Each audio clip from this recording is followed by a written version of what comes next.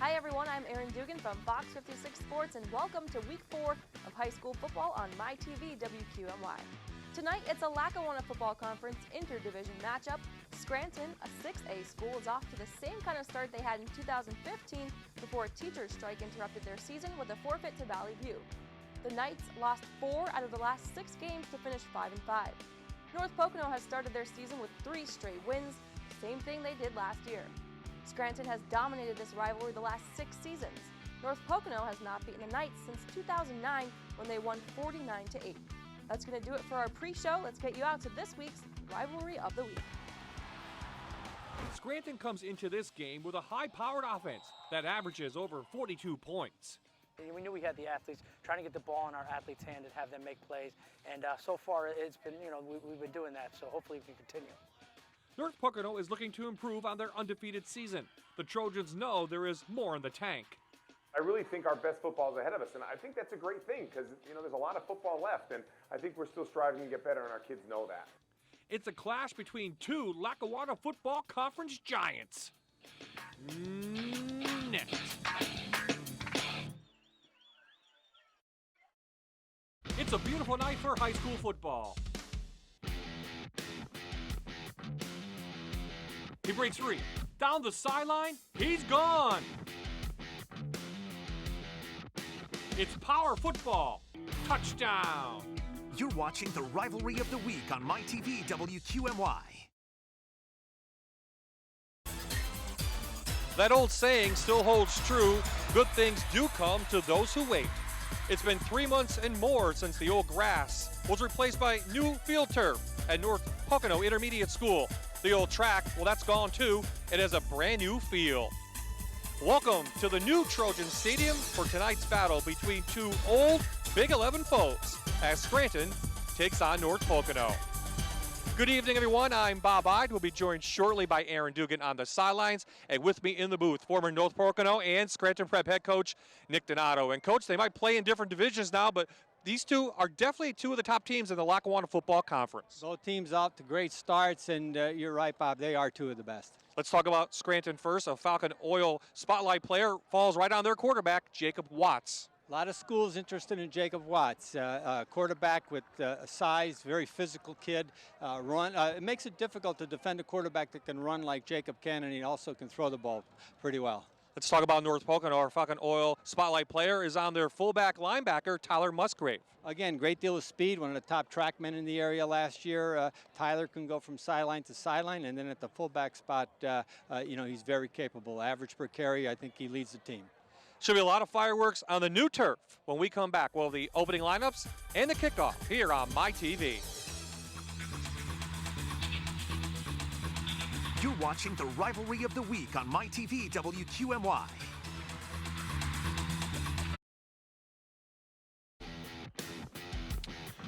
We are back live at Trojan Stadium in Moscow for tonight's Lackawanna Football Conference matchup between the Scranton Knights and the North Pocono Trojans. The third member of our crew tonight, Erin Dugan, and Erin's been quite a turnaround for these Trojans and a lot of excitement here at the school.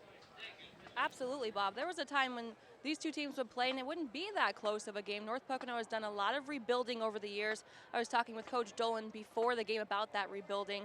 He said the key has been a lot of the athletes he's had throughout the years and also a lot of time in the weight room. When he took over in 2012, he picked up an 0-10 team with only about 31 kids on the roster. Now he's got like 52. They're 3-0. They're rolling. They got some new turf. So they want to keep all that momentum going, Bob.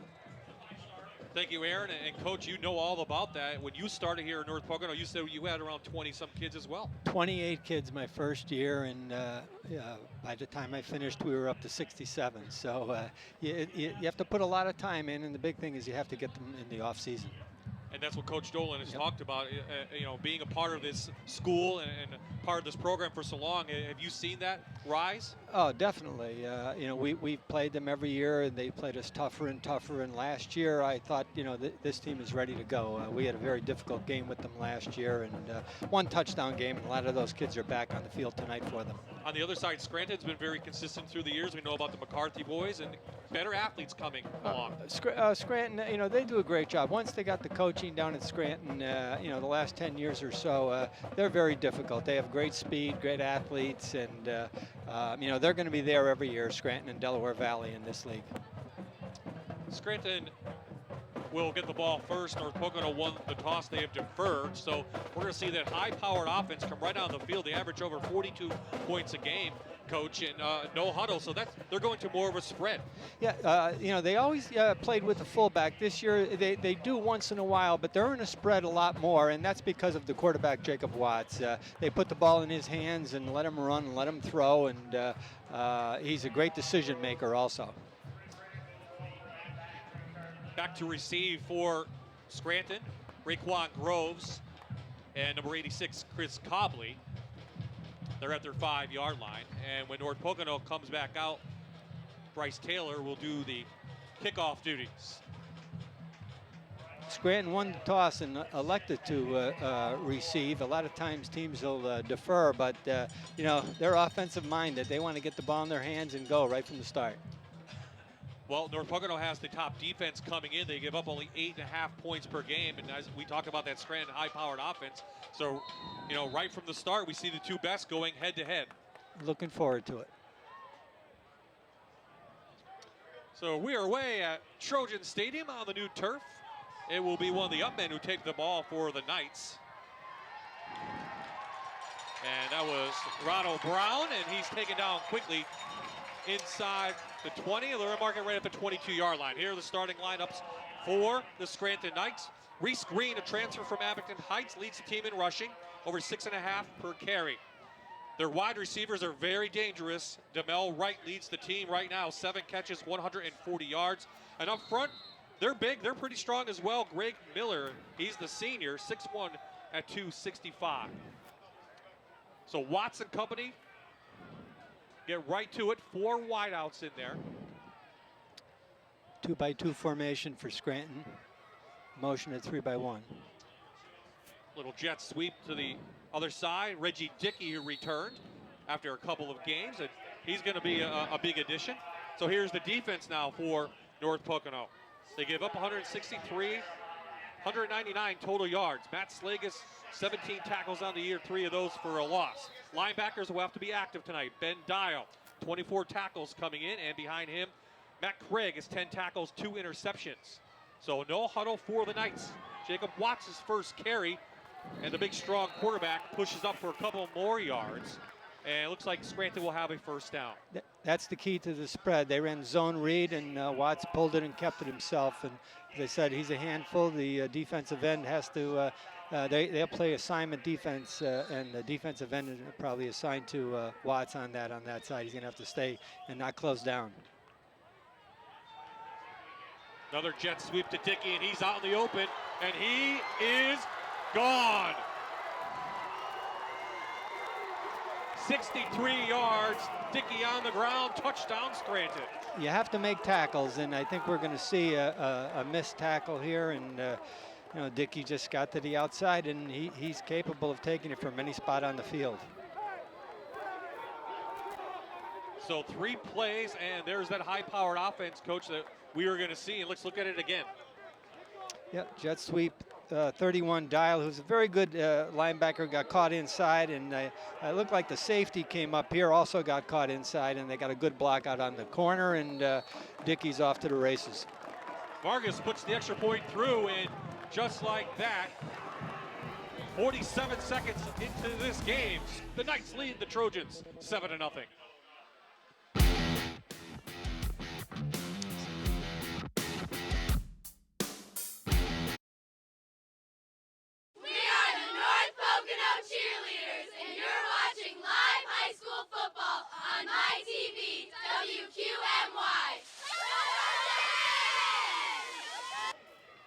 The Trojans cheerleaders before the game. But Coach, we talked about their offense, yep. And it didn't take long. 1 missed tackle, and that's all you need. You're in trouble if you miss tackles against these guys, and you can't get caught out of position either. So, Pocono just has to settle down now, move the football a little bit, and respond. So Darji will do the kicking. Matt Craig picks up the ball for North Pocono. He's passed up to about the 25, and that's where we'll start the Trojans. Here are the North Pocono Trojans. They average 25 points coming in. Donnie Blaine is the quarterback. He's had a great end to his freshman year, and he's sophomore. He's picked up where he left off. Ben Dials, one of the receivers, 6 catches on the year, 78 yards. And then up front, they're big and strong. They had to replace a couple guys, but Matt Slagus comes in, and David Kessler with a lot of experience. So this will be a totally different offense from what we just saw, Coach. They want to ground and pound it and take time off the clock. And Scranton gives up 10 yards. And when they played Wyoming Valley West the first game of the year, they gave up a lot of yardage on the ground. So here's the defense. Len Floyd up front, 6 tackles, 5 for a loss. He's 6'1", 265. The linebackers, Jake Jones is in the middle, 12 tackles, 7 of those are solo. And behind him, Reggie Dickey, you saw him on the touchdown, but he's a great defensive back as well, 10 tackles. So Coach, Scranton's defense, they can give up a lot of yardage on the ground. Yeah, good start, good first play. They were in I-backs. First play ran a weak side power, and here they come on strong side power. Pull back up. That's Tyler Musgrave. He's tackled by Jake Jones. North Pocono has some speed too. Musgrave and Craig were 2 of the top track athletes in the Lackawanna Conference. So, you know, they can respond. They play with a fullback, and, you know, Musgrave's a good one. So I know Coach Dolan wants to control the football tonight.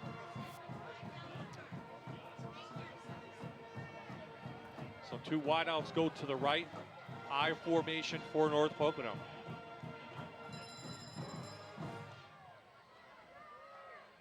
Blaine sets back for his first pass of the game. Try to hit Musgrave in the flat. This is, you know, what Pocono doesn't want to do. You know, get 2nd and long. Now they're going to go to 3rd and long, and they thought maybe they can catch Musgrave in the flat. I know he's made some plays for them. I saw him up at Abington, and you know, a little bit of motion here, fake. And Musgrave, but kind of flat. Really, you know, really didn't get a good angle on that, and you know, that's probably Scranton defense bumping him as he released. 3 by 1. Blaine gonna try to do it himself. Yeah. He can't. Tackled in there by Demel Wright. Looks like 4th down on the way for the Trojans. Single width, which means there's a tight end to one side, 3 wide receivers to the other. Scranton brought a little bit of pressure, and Blaine decided to keep it, and you know, they're end up here in a 4th and 6 punting situation. So they're going to have to play some defense right now. Cover this punt and play some defense, and something good is going to have to happen for Pocono here soon. Eric Perobi does the kicking. He lets it bounce on the new turf. And it will die right at the 36-yard line. So Scranton's offense back on the field, and it is an offense that averages over 183 yards on the ground, 190 through the air, 374 total yards per game. And they punted, Coach, once all season. Yeah, I talked with the coaches before the game. They said even down at Valley West, turnovers killed them. They dug a little bit of a hole, but they were able to put up 40-some points down there. So they are explosive, and there are just so many weapons. And this Dickey's a heck of a football player, and hadn't played too much earlier in the year, and he's ready to go tonight, you can tell. Again, this is the way they started the game, 2 by 2, no tight end on the field. Fake the jet sweep. It's Jacob Watts ahead. He's taken down quickly. Looks like Matt Caputo on the stop. That's off that jet sweep action. It's tough. When the quarterback is a runner, you know, there's an extra blocker there. You know, normally you're not lined up with 2 in the backfield, and, you know who's getting the ball. But when the quarterback is a runner like Watts, it just puts a lot of pressure on the defense.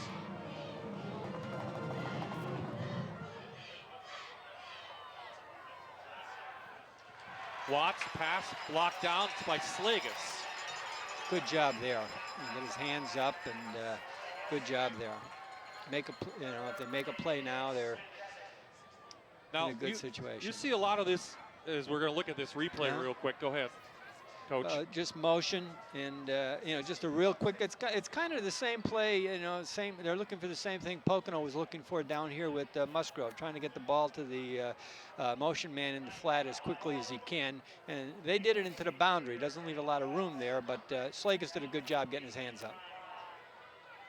Sideline warning against Scranton.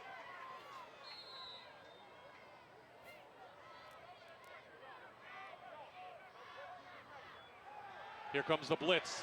Dial trying to get Watts. He's got him. That's one thing the North Pocono linebackers can do. They can run. Dial and Musgrave, they make plays. And again, I remember last year, with our team Scranton Prep against them, and they just can run and make plays for them. Dial coming off the backside there on a blitz and running Watts down. But Pocono was in good position at the point of attack also. So on to punt is Aiden Santorza. As I just mentioned, this will be only his second punt this season. Back to receive.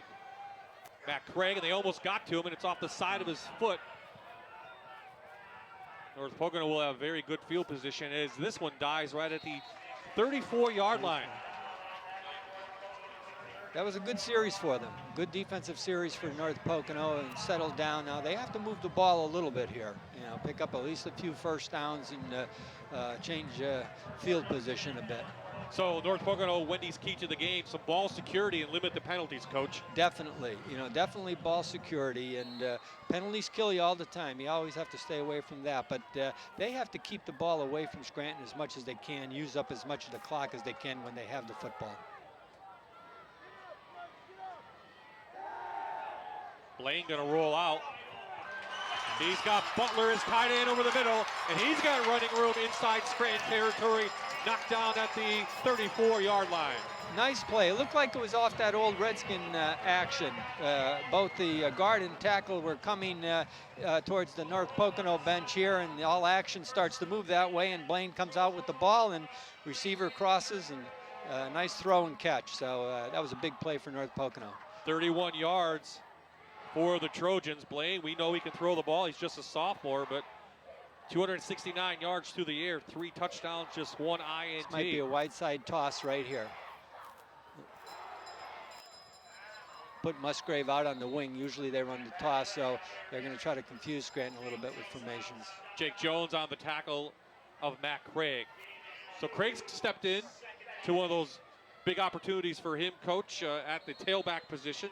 Yeah, he averages over 5.5 per carry. Yeah, as I said, he's a track man also, so they can go. They're a very efficient offense the first part of the year. He's on the wing. Musgrave, and they're going to shift here. They're going to run a bunch. And here comes the toss. Yep. Couldn't get the block out in front, and quickly taken down by Jacob Watts. So 3rd down on the way. You have to think here that he's looking at 2 downs to pick this up, being at the 31. So. What do you like about Donnie Blaine? I think we had his game. He came on last year when we did your game with Scranton Prep. Great game, and he was only a freshman last year. Very cool. They tell me he's a very intelligent boy. Can throw the football, has a great touch. So they're in 3-by-1 formation now. 9-1. Blaine, he has room to run, and he's going to be taken down right at the yard marker. We'll see if it's a first down. He's just about the 25-yard line. Somebody's down. Yeah, that looks like number 70, Jason Metzger, 6'3", 265-pound junior. So injury is just part of the game, Coach, as you know. Next man up, and that can mean a difference in any game. Yeah, you can't afford to lose kids. I mean, it's really tough, especially when you're smaller schools. One thing I'm not familiar with Blaine as far as a runner is concerned, but he's doing a nice job tonight, tucking the ball, and I don't think Coach Dolan wants to see him do that as much. Oh, there you saw Metzger rolled up on that ankle, huh? I hope it's just an ankle or not, definitely not a knee. Absolutely.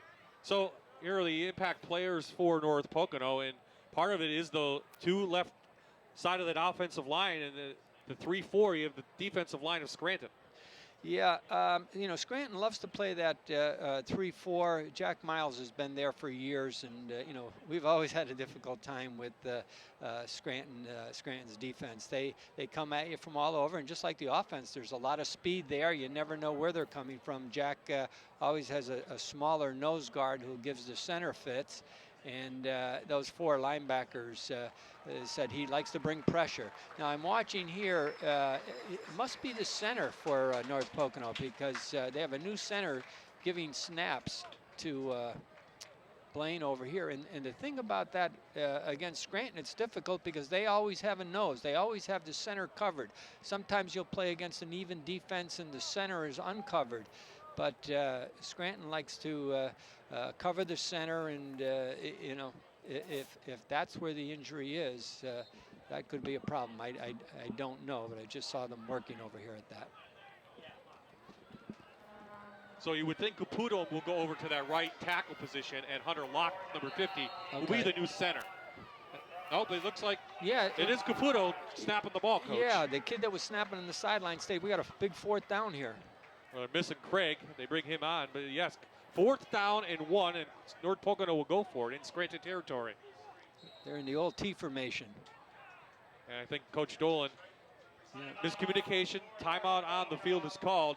5:45 remaining in this first quarter. North Pocono trying to tie this one up.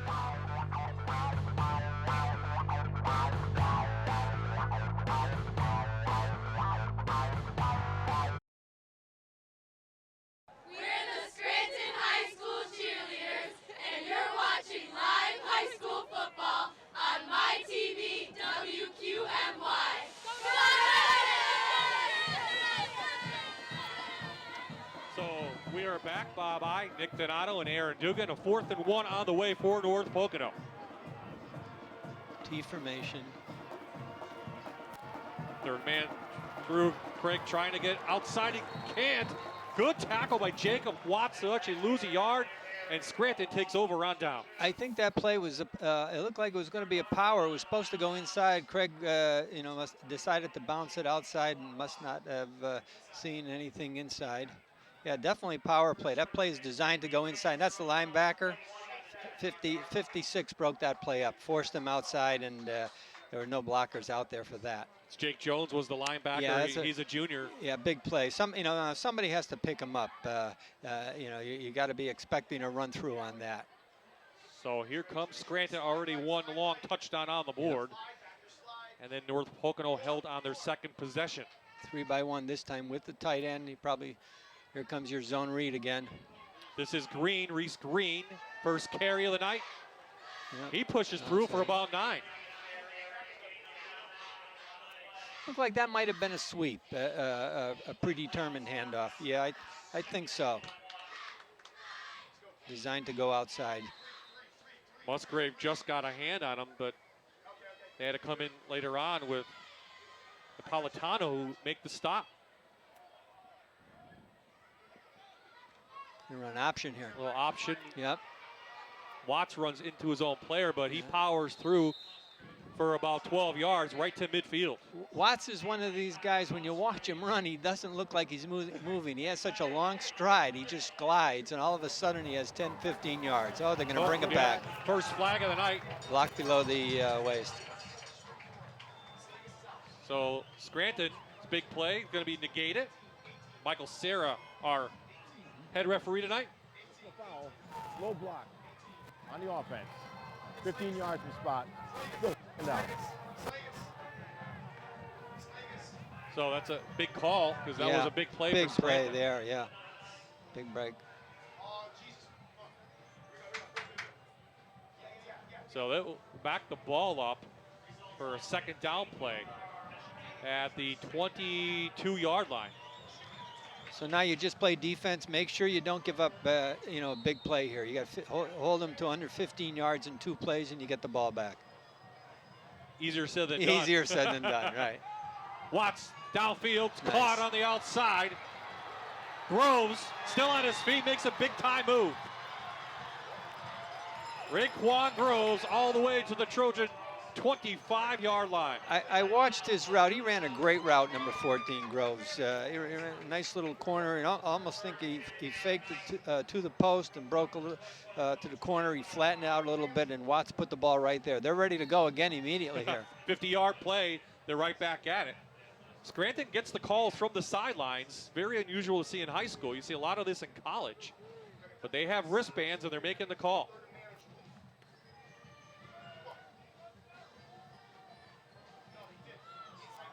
This will be Watts. Nice tackle on the outside. I think that was J.C. Gone. Gain of 1.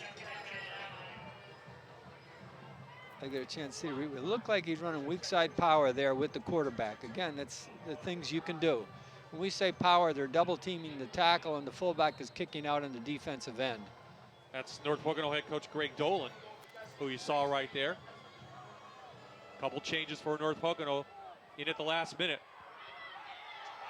The option is great defense by the Trojans, and that's Tyler Musgrave.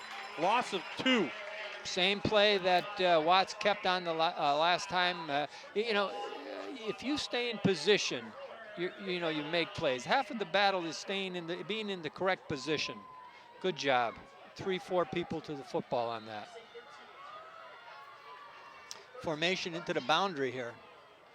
Motion. Watts back surveying the field, and he's going to be rushed. Slagus had him. Couldn't get him down, but the rest of his teammates are right there for the second sack of the night on Watts. Big play there. That's a huge play because that backs them up to the 30-yard line. 4th down on the way, and they'll be forced to go. Motion to the field. He was looking for the tight end. A lot of times what happens, the corner will move out with the motion man, and sometimes the tight end is left uncovered. North Pocono was well schooled on that, and no one came open. Kids did a great job of rushing. But you just watch Watts. He scares you as a coach because he broke 2 or 3 tackles that time just to get back to the line of scrimmage. I think, Coach, they're going to call a timeout here. They're letting the clock roll down. They're at the 30-yard line and 2:35 remaining in the very entertaining first quarter. And there's a timeout on the field, and it's called by the Knights. Boy, good job by North Pocono's defense, though. After a big play, they hung right in there. Yeah, great job. And but this is where Watts scares you. And again, I'll go back to last year's season. Scranton gave us at Scranton Prep our only loss of the regular season. And so many times we had Watts in 3rd and 10, 3rd and 15, and just makes plays. And I understand talking with the Valley View coaches last week, the same thing. You know, they felt they had Scranton in position a number of times, 3rd and long, and Watts just makes plays. And how Dickey and Wright, too, make plays. Two wide receivers. We saw Groves, and that secondary for North Pocono is already tested tonight. Yes, they are tested. It's tough. You know, you can't get caught in man with these guys. You know, you have to make sure you have at least 2 guys, you know, watching Dickey, and, you know, the other guys can go. Wright can go, and Groves, we've seen him make a play already. So they have their hands full. We haven't seen a screen yet, so... No. You know, you wonder, of course, 4th down, you have to be thinking screen. This drive started on their own 27-yard line. A penalty backed them up, but they easily gained that right back on a 50-yard play. A couple runs and a sack, so that's where we're at. 4th down at the 30. Scranton will go for it. A big play for North Pocono. They don't want to go down 2 touchdowns, Coach. No, it'd be tough. Again, you know, they're more a ball control type of team, and you know, you don't want to get down 2 scores, that's for sure. Scranton is a 6A team, and North Pocono's a 4A team this year. 2 again, motion. Here's the 4th down play. Watts towards the end zone, and it's intercepted at the doorstep. Michael Kowalski pulls it back, and a big play from the secondary of the Trojans. He's at the 23-yard line. Good job. You know, good job. I thought he was well covered, and big play with the inner side. I thought he'd knock it down and bring it back to the line of scrimmage, but it worked out well. I think he finished about maybe 5 yards short of the line of scrimmage. Should Watts have thrown that, I guess the question is. Well, it's 4th down. You got to get it up there somewhere. Probably, if he threw it out a little longer, he's hoping Dickey would make a play for him. So, it's 4th down. You don't lose anything there. You put it up and see what happens. But I don't think he gave Dickey a chance to make a play on that ball. He just underthrew it a little bit. So the defense holds for North Pocono. It's the same set they ran the toss over here before. Here it comes up. Now they fake the toss. Yep. Blaine has room. He's going to throw it downfield. He's got a guy. Hey, he's a good quarterback. He's Dale only a Moore, the sophomore, inside Knights territory, down to the 44-yard line. Yeah, it really looked good. Nice little scheme there. They faked the toss. They ran that a couple times before, and here it goes. Hey, what I'm seeing tonight is Blaine throws the ball very well on the run. 31-yard pass play, and Scranton's defense, they give up 25 points a game, 229 total yards, and teams can score against them. North Pocono still trying to get their first points of the game. Craig has a hole. Nice. Pulled down by Watts, but he gained 11 yards. If I get a look at this, I think it's the Redskin counter again. It looks to me that they're pulling both the guard and the tackle on that. They ran a play action off the, yep, here comes 60 and 52. 60 will kick on the defensive end. 52 will lead up inside on the linebacker, and looking good, looking good. How about that tackle by Watts? He just grabbed it with his hands. He didn't even wrap him up. Watts is strong. He's real strong.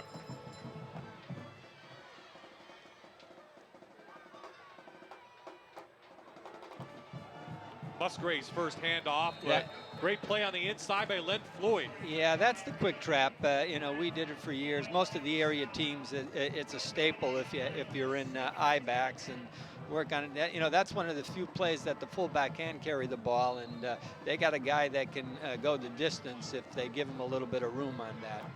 That's a quick trap.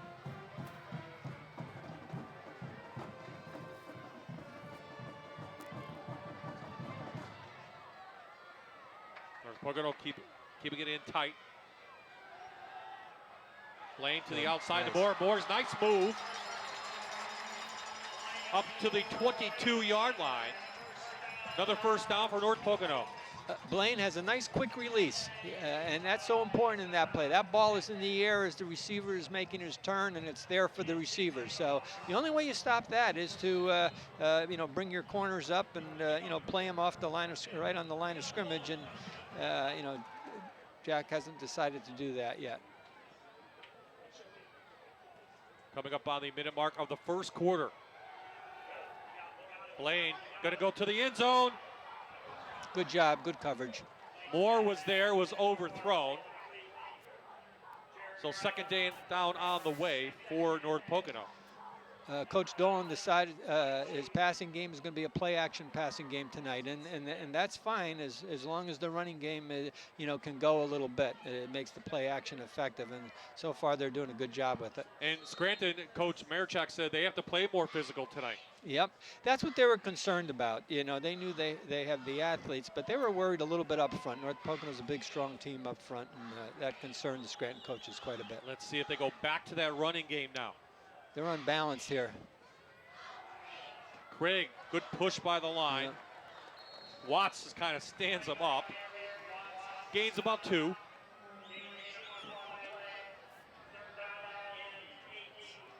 Yeah, let me see here. Yep.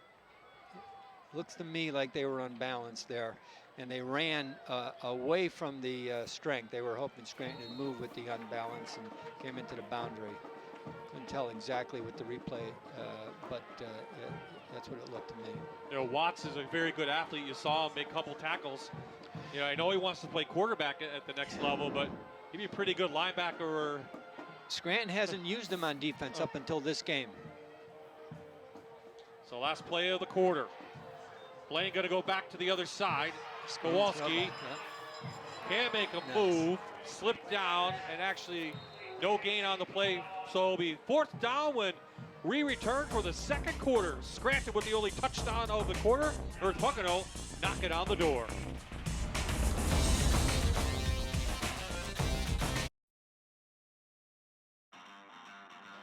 Reliable, honest, affordable. Falcon Oil of Blakely is committed to maintaining the lowest prices for home heating oil in Northeast Pennsylvania. For the best price guarantee, call 570-383-3257. Check out the latest promotions at falconoilpa.com. We are back at Trojan Stadium. Bob I, Nick Donato, and Aaron Dugan. Just 7-0 Scranton, Coach. It feels like it should be a little bit more than that, but we've had some good defensive plays and saw that explosive offense from the Knights. Yeah, I think North Pocono is doing a good job. Scranton is tough. They're so explosive, but they kept them to the one big play. The other play they made, was called back, and North Pocono's been doing what they have to do. They've held the football. Another 4th down here, and. Yep. Let's see what the 4th down call is for the Trojans to begin this second quarter. Blaine out, and I think that might have been tipped by Watts or someone, and it's going to go over on downs to Scranton. I think that was the first time North Pocono went empty, and nobody in the backfield, and they kept a couple of guys there on the line of scrimmage to block the tight end, I think, or so, and you thought it was tipped, Bob, right? Yeah, I thought maybe Watts. Yeah. Might have got it on the outside. Looked like it took an angle. It was a 9-play drive. But again, no points for the Trojans. Scranton's defense, bending, but not breaking. But on the plus side for North Pocono, 9 plays, you're taking time off the clock. It's good. And the plus side for Scranton, they kept them out of the end zone. So, but you only need one play if you're Scranton. Oh, boy, that's for sure, no matter where you are on the field. So they'll take over on their 20-yard line, up 7. Watts gets a block, and the big quarterback shovels down for 10 yards. There has to be somebody assigned to that. I don't know if they're blocking everybody. If I get a chance to look at the replay, when you run the zone keep, the quarterback is usually reading that. Let me see if I can see the end over here, blocking down. Yeah, caught inside. Hard to tell on that angle. Yeah, it's hard to tell on that angle, but I know the Pocono coaches have somebody there assigned for him. This is the running back Green, still on his feet inside Trojan territory. Down to they're going to mark it at the 44. He can go too. He was at Abington last year, and he's capable of going the distance. So, I mean, they're just a handful. 26 yards for Reese Green. Last year at Abington, he had 720 yards and 6 touchdowns. He was their leading rusher. Well, they'll give it to him again. Yep. He is ahead of speed, and he moves up for about 6. That was just a toss play, like from the old eye. They're just doing it out the spread. The guard pulled, and they're getting the edge a little too easy.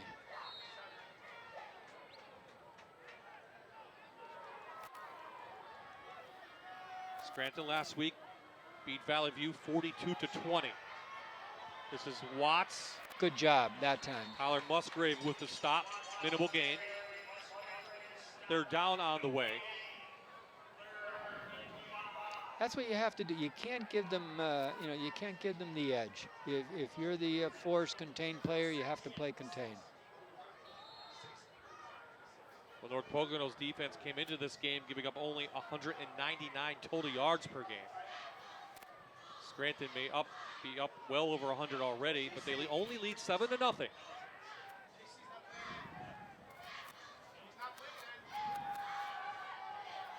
Watts out to Dickey. That's hard. Good tackle by Musgrave. How strong is he? But Dickey picks up the first down. Yep. At the 32. Nice little swing pass. Watts got the ball. He's tough one-on-one. I mean, that was a great play by Musgrave, but one-on-one is difficult. Yeah, they brought him in motion, throw it out. Good throw there, and can't get the replays in. They're running it so quickly, but this time the Trojan defense holds. That's twice now they attempted to go to their offensive right side, and North Pocono met the challenge. Gone with the stop. Actually, a loss of a yard. This is where North Pocono's defense held the last time Scranton was in their territory. As you said earlier, naturally they don't want to go down 14-0.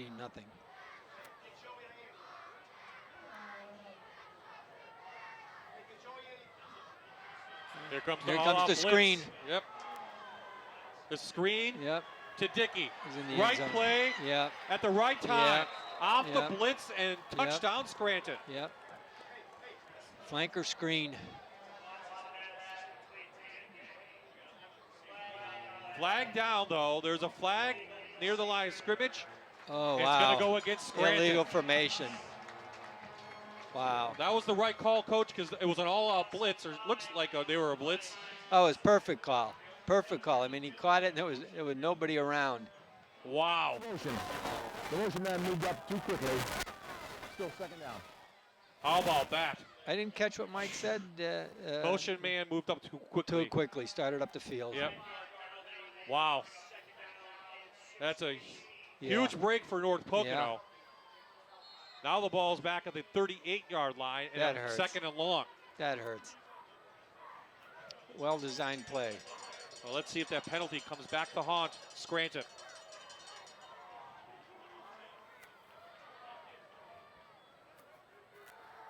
Going to go back out to Dickey. And this time, Watts overthrows him. So 3rd and long coming. And he had room. You know, if he makes that catch, you know, it looked to me like he had 2 blockers versus 2 defenders out there.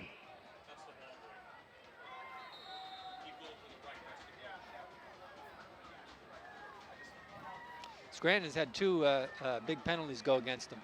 Absolutely. This one may Big down here. Yeah, this one may negate the drive, though. Again, here we go. Another but great screen, tackle. but this Good time job. Ben Dial's right there. Great job. A loss of 3. Yep.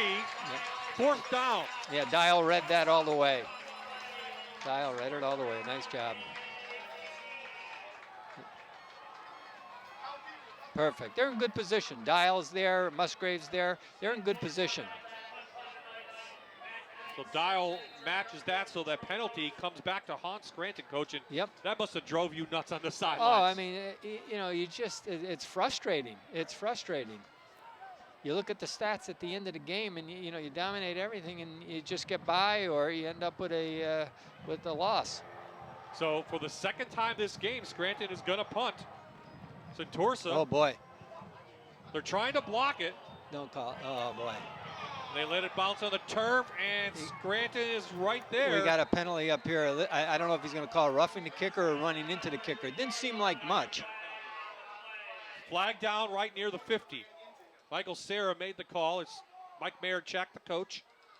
And I think it's going to go against North Pocono the way the players. 5-yarder, I just heard Mike say, running into the kicker. That's a good call. That's what I thought it was. Okay, First so down.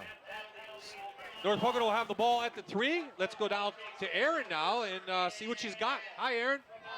Hey, I'm at the Fox 56 interactive tent here with some North Pocono fans. The atmosphere is crazy here. Everyone's having so much fun. We have a selfie station. Some of my friends are taking a selfie. Woo, good one, guys. We also have the prize wheel. You can stop by and maybe take a spin. But we want you at home to be able to cash in on all the great prizes. One of our sponsors tonight, Falcon Oil, is giving away a gas card. All you have to do is tweet me the word of the night, which is Falcon, and I'll pick someone and announce it in the 3rd quarter. So just tweet me that word, Falcon, to fill up your gas tank. Thank you, Erin. Well, this is big now. They got to get out of here. Yeah. So their own 3-yard line, North Pocono, trailing by 7. Give it to Musgrave. The big push there. He's still on his feet, past the 10, up to the 11. That's very effective. That was a real plus for them. And that's, as I said, talking with the Scranton coaches before the game, that's what they were worried about, is the North Pocono kids up front being able to push them around a little bit. Of course, Musgrave's a horse also. Looks like Chase Hinton, a sophomore, 6 foot, number 52, has replaced Metzger, who was injured in the 1st quarter. You see him on the right-hand side. Okay. Yep. Still a big boy. Oh, yeah, he looks like a good-sized kid. They're in their tee. So Oh, wow. up the gut, Caputo pushes through, and Blaine stopped, but a first down Yep. up to the 16. So let's say if they go right to power football. Yeah. Just quarterback sneak, Good job by the offensive line. Greg brought that from his father-in-law, Coach Henses, down at Dunmore.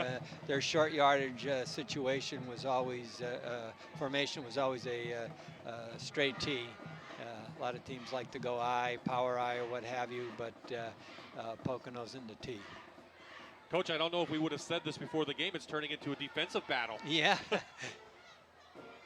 The way good game so far. Yeah, it is a good game. North Pocono's held Scranton twice. Okay. This is Jeremiah Acker trying to pick up a couple. He does, maybe about 4.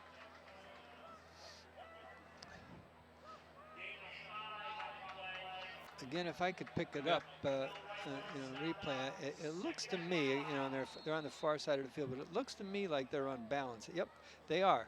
They're unbalanced. And what unbalanced means, they're taking one of their linemen and putting on the other side. Both times North Pocono went unbalanced, they ran away from their strength. But that was a good pickup. They picked up about 5-6 yards there. Yeah.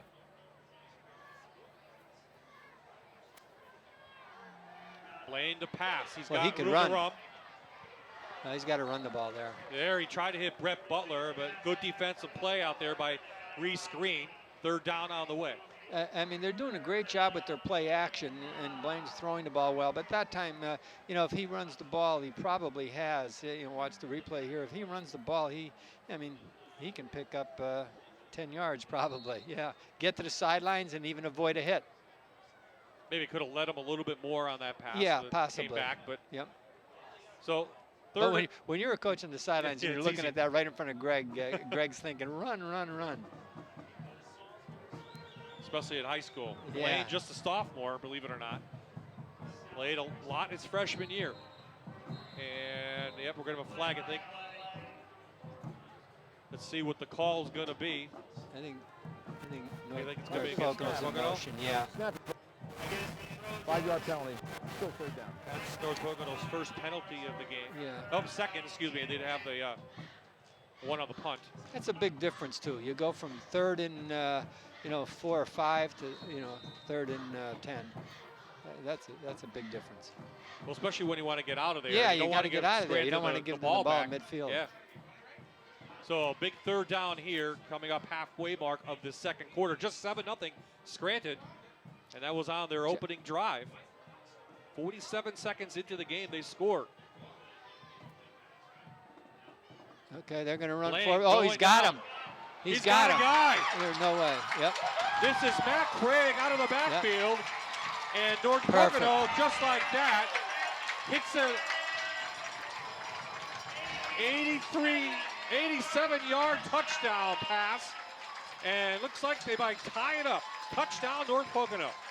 They came from a 3-by-1 formation. The inside receiver crossed, and they ended up running 4 verticals. Here it is right here. And I talked with Coach Miles, the defense coordinator for Scranton, before the game, and he said, you really can't run that against, and they can't, but the safety for Scranton got caught underneath. Just let the kid get behind him. That's all that was. So here's the extra point by Taylor. That's a big play. And we are tied up. 5:56 remaining. 2 big plays tonight for each team, and we have ourselves a ball game here in North Pocono.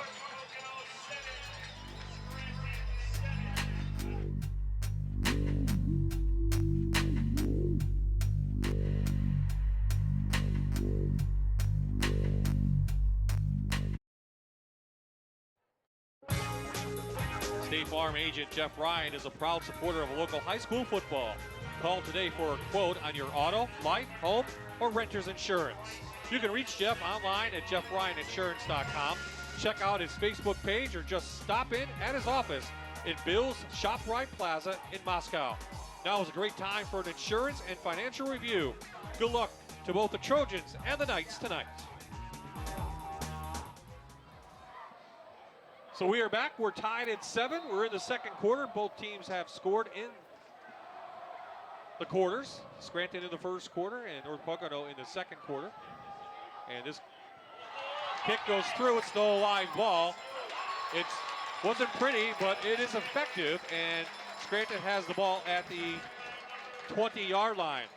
Coach, going back to that touchdown, you talked to Coach Miles, the defensive coordinator, and that shouldn't happen in a game. He talked about that. He said we stay 4 deep, and you know, that way if we get to 4 verticals, or they call that a divide, they end up in 4 verticals from a 3-by-1 formation. And he said we can play it that way, and that's just what happened. And the kid just got caught flat-footed, the safety, instead of backing up. And you know, you can't let somebody get behind you like that. There's that kickoff. Very effective kickoff. Yep. So here are the Knights back on the field. Watts with room. Picks up 6 past the 25 to the 28. Now, North Pocono is playing a lot of too high, meaning they're playing with 2 safeties. And, you know, when you're doing that, you know, you're losing somebody on the force to come down against the run. So a lot of the spread teams, when they see too high, you know, they're going to run the football.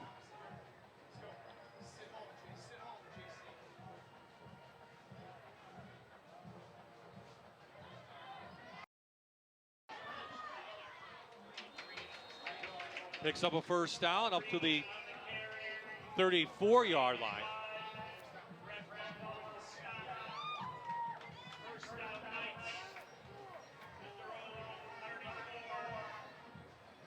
So let's now see if Scranton can put a nice drive. Stay away from penalties, right? Yeah, that's about it.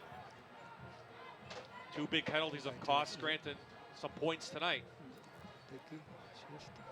Empty again. Motion. Speed sweep. Little jet sweep. And some speed out there. Ronald Brown, the sophomore, up to midfield.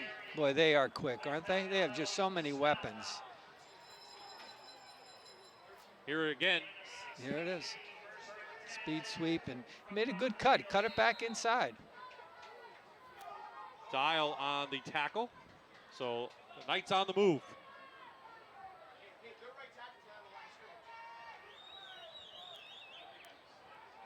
Fake it. Just fake the sweep in. Down, yep. Forward pass. Yeah, right off that right. The action off the last play, they ran exact same thing. They shifted, they motioned, they faked the sweep that time, and try to get the ball out to Dickey. Let's talk about Watts' motion. I talked to coaches, and they say he has this problem of sometimes throwing the ball into the ground like that. Yeah, and when someone's throwing the ball into the ground, usually he's not getting the ball up high enough. You know, you stress, you know, try to get the ball outside your ear instead of throwing it from shoulder level. And I worked with him one day. He's a great kid. Yep. I worked with him at a camp down in Wilkes-Barre over the summer, and he was a super kid, very intelligent, worked well with the younger kids in the camp, and you know, like all high school kids, there are things that you have to correct every now and then, and but he's talented.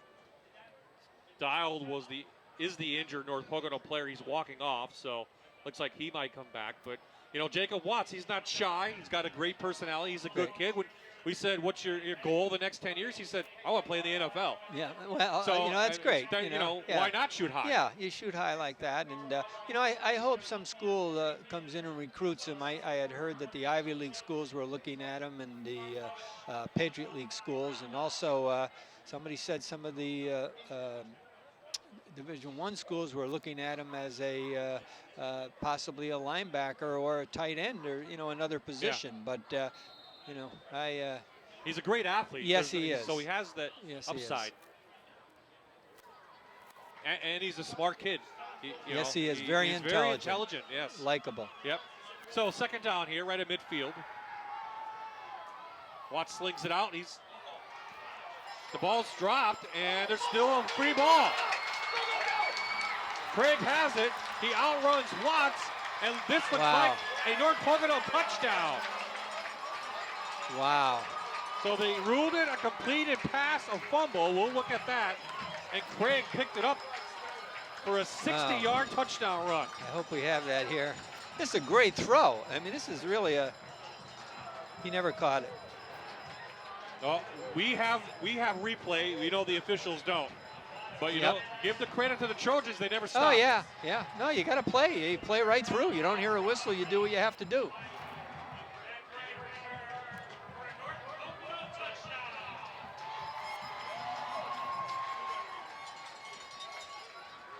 So a break there for the Trojans.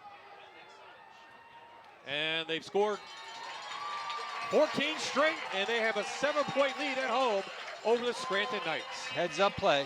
Heads up play. Play to the whistle. Yep. And that was a great throw by Watts. I mean, he threw that ball probably at 12, 13-yard out. Yeah, let's look at it. It's tough on officials, I know that. Ball's coming in. He's bouncing it. He never had it. That's tough. That's tough. But you got to give number 1 credit. That's Craig, right? Yeah, he didn't stop. He didn't hear a whistle. He played right through it. Well, we've seen a bunch of those through the years here. I mean, there's no happen. replay. No, you don't have. No. I mean, hey, you watch the college and the NFL games, and they go back and they change calls. But hey, that's it's part of the game. And if you're on the Scranton end, you don't like it, and if you're on the Pocono end, you love it. Rivalry of the Week on My TV is presented by Wendy's. Try the best of all things bacon. Wendy's new Baconator. For a limited time only at participating Wendy's. So a break there for the Trojans, and they've scored 14 straight now, and they lead the Knights 14-7. A year ago in this game, it was 13-12. North Pocono thinks they should have won last year's game. Yeah, but they are playing the Knights close tonight, and they're limiting their offensive possessions and offensive points so far. Scranton just has to keep playing their game. They can't get impatient. I mean, we're only in the second quarter here, so they just can't get crazy. Keep doing what they're doing, and it's going to be a good football game. So Groves picks it up, and he's got some room. Yep.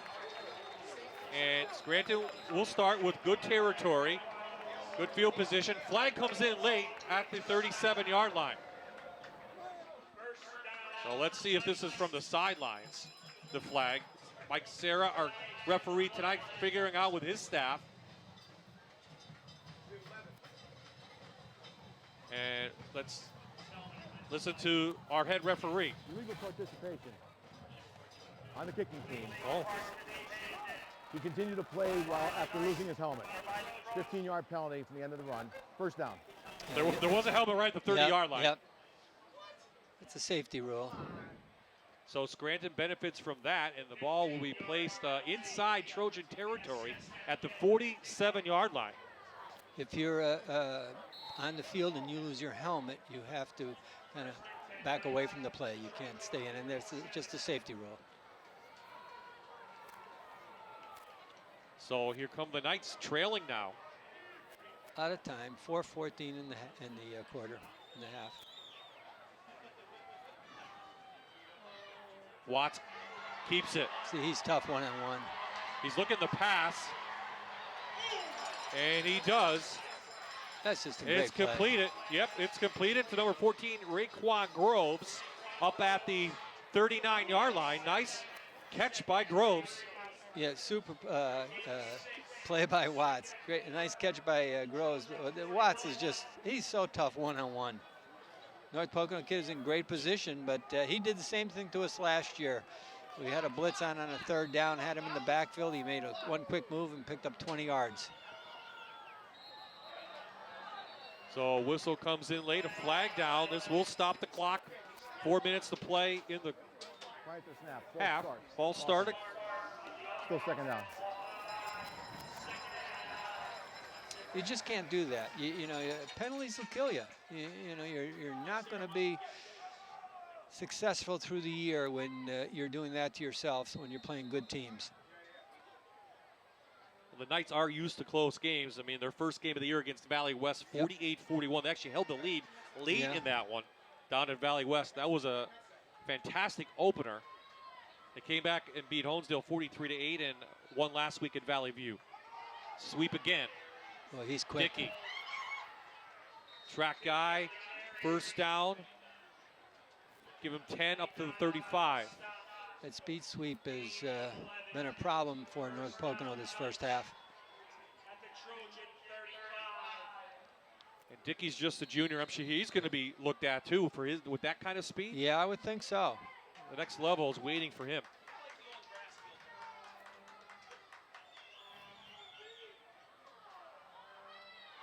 Green has some room. Tackled on the inside by Butler, but he gains 8 yards. No, Scranton, what it does to you, they spread you out, and you know, North Pocono is so concerned with their speed. They're playing too high most of the night here, and Scranton has the numbers.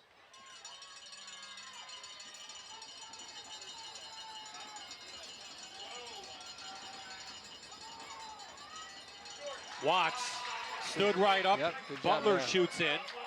3rd down on the way. Let's see where Butler came from here. Butler came in tonight with 22 tackles and 1 for a loss. A nice one right there. Yep. Looked like he was unblocked.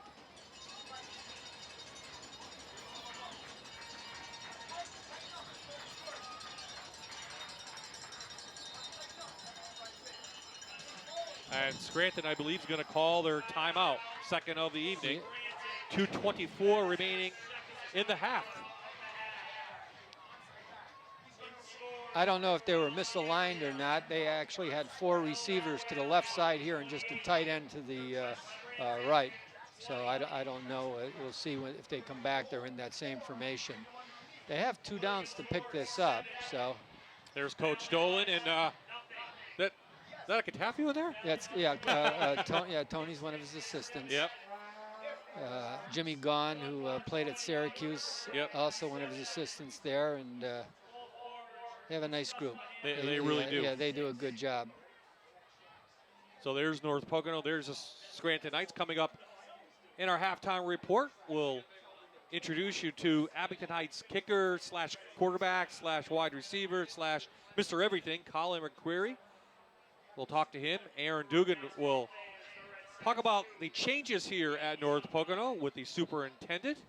And Nick and I will be back in the booth with some halftime highlights. That's coming up at the half on my TV. Very entertaining game, and when Scranton scored 47 seconds into the game, Coach, I thought we could have a wild one, but it really settled down. It a has. defensive game. Some teams got some breaks. This is what North Pocono wants. They want this type of a game. They don't want a wild one. Watt's going to carry it, dial back in, and he makes a stop. But first down, Trojans at the 22.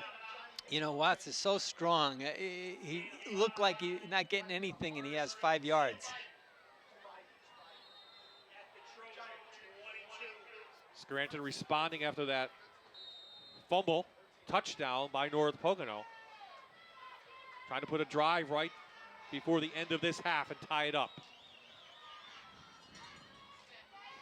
Green.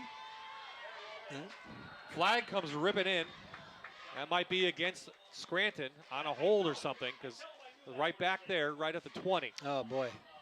Again, they're just shooting themselves in the foot with those penalties. Yep. Take him back, Jimmy. Scranton was driving a couple of possessions ago. If you're just joining us, and they had a big penalty to put them back, and they ended up turning the ball over. Remains first down. Here they do the same thing, but it will be only first down, and they're at the 30. Still a lot of time. They have one timeout remaining. 1:56. And again, formation into the boundary, and they're going to bring motion. The screen again. Set up that middle screen. This time North Pocono reads it perfectly. Goes incomplete. Somebody dropped back, saw it coming all the way.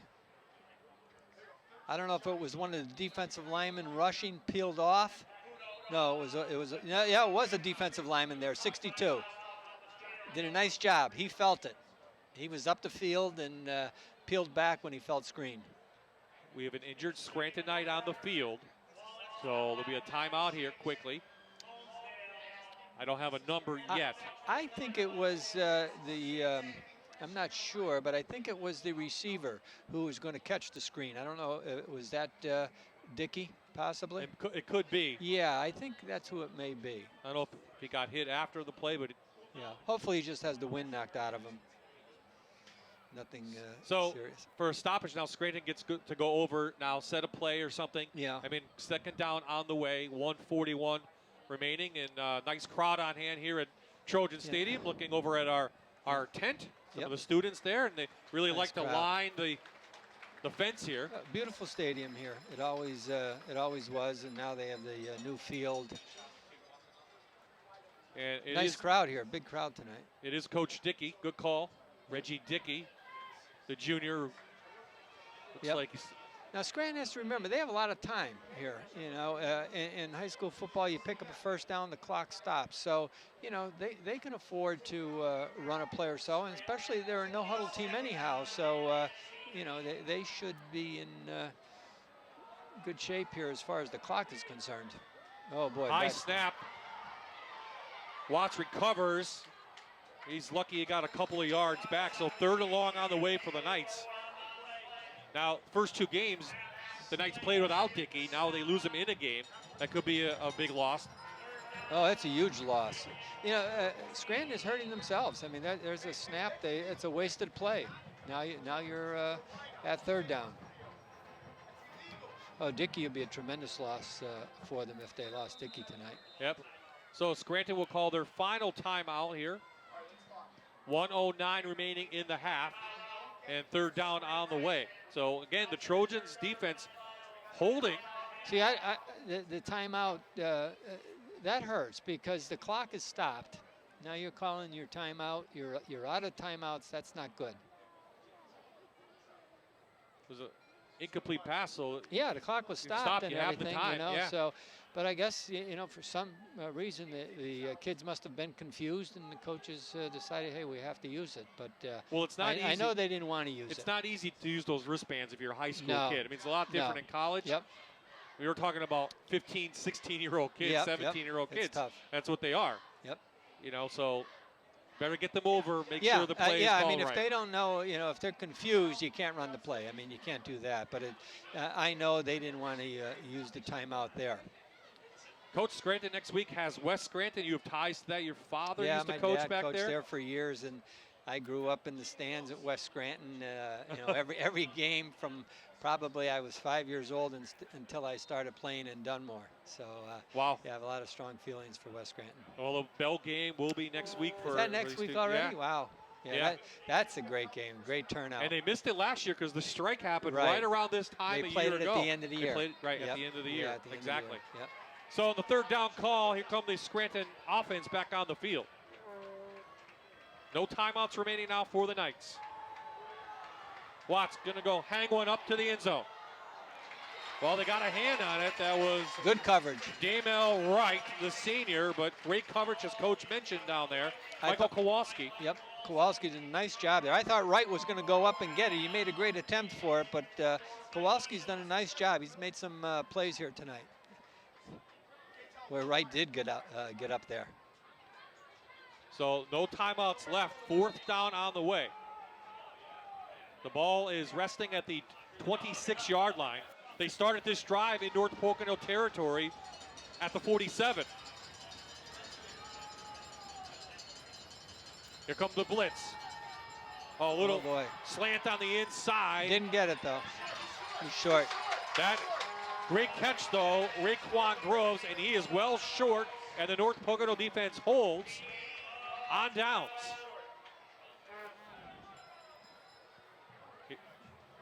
Big play there. Just ran a slant, had a little bit of room, but that's why you played it too high. Napolitano did a nice job on that, number 8. And Craig helped him finish it off. Napolitano's father was an assistant coach of mine up here years ago, back in the early 80s. How about the Trojans' defense this half? I mean, you're limiting a team to Great that job. averages 42 points, Coach. Yep. They have only 7 on the board, Yep. and that was the first drive of the game. Yeah, North Pocono's played great defense tonight. You know, bend but don't break. Let them make mistakes, and that's what's happened here tonight. So the Trojans will be extremely happy to take a 7-point lead into the half. Oh, they have to be thrilled. They own the And second quarter. And they get the ball, I think, in the third quarter, right? They absolutely do. I see Dickey's back on the field, so good for him. So a big play by North Pocono in the second quarter on their own pass and catch play, and then a fumble recovery that went in for a touchdown off a completed pass, and that's what North Pocono has on the board. 14 points in all.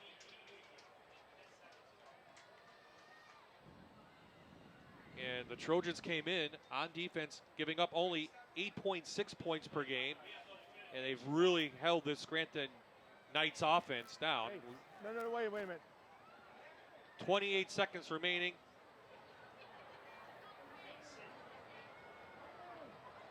I mean, just takes a knee in the half is Yeah, over. I would think so. They have to. They're putting time back on the clock. That's what they're doing. All right. So nice crowd here on hand. Have the new Trojan Stadium, new turf, and a new feeling here at North Pocono. A year ago,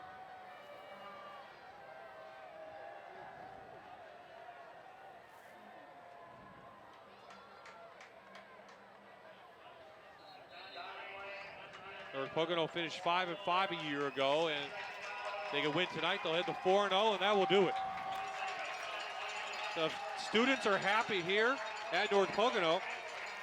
Aaron Dugan's going to try to catch up to Coach Dolan and get a word with him, and he's got to be very happy with his team up ahead by 7. Let's go down to Aaron now. Coach, your team's energy seemed to intensify as the half went on. You've got to be really happy with where you're sitting right now. Yeah, we are. Obviously, when they come out so quick, they have such great weapons. And our kids did a great job of rebounding from that. You know, they have those type of athletes that they could score in a blink of an eye. But I'm very proud of our effort and our intensity and our composure when things didn't look too good. Lots of great moments from your defense in the first half. Is that going to be the key, shutting down those weapons? Well, we hope so. You know, we always tell our kids when you're up by points at half, if they don't score, they can't win. Now, that's a tough task. That's a tall task with a team like Scranton High School. But, you know, we got to fight. We got the ball in the second half, and we got to score a couple touchdowns because they're very explosive. Coach, thank you. Thank you so much. All right, Bob. Thank you, Aaron, and we'll hear from Aaron at the half coming up with the superintendent. So a 7-point lead for the Trojans over the night. Second half is on the way after halftime.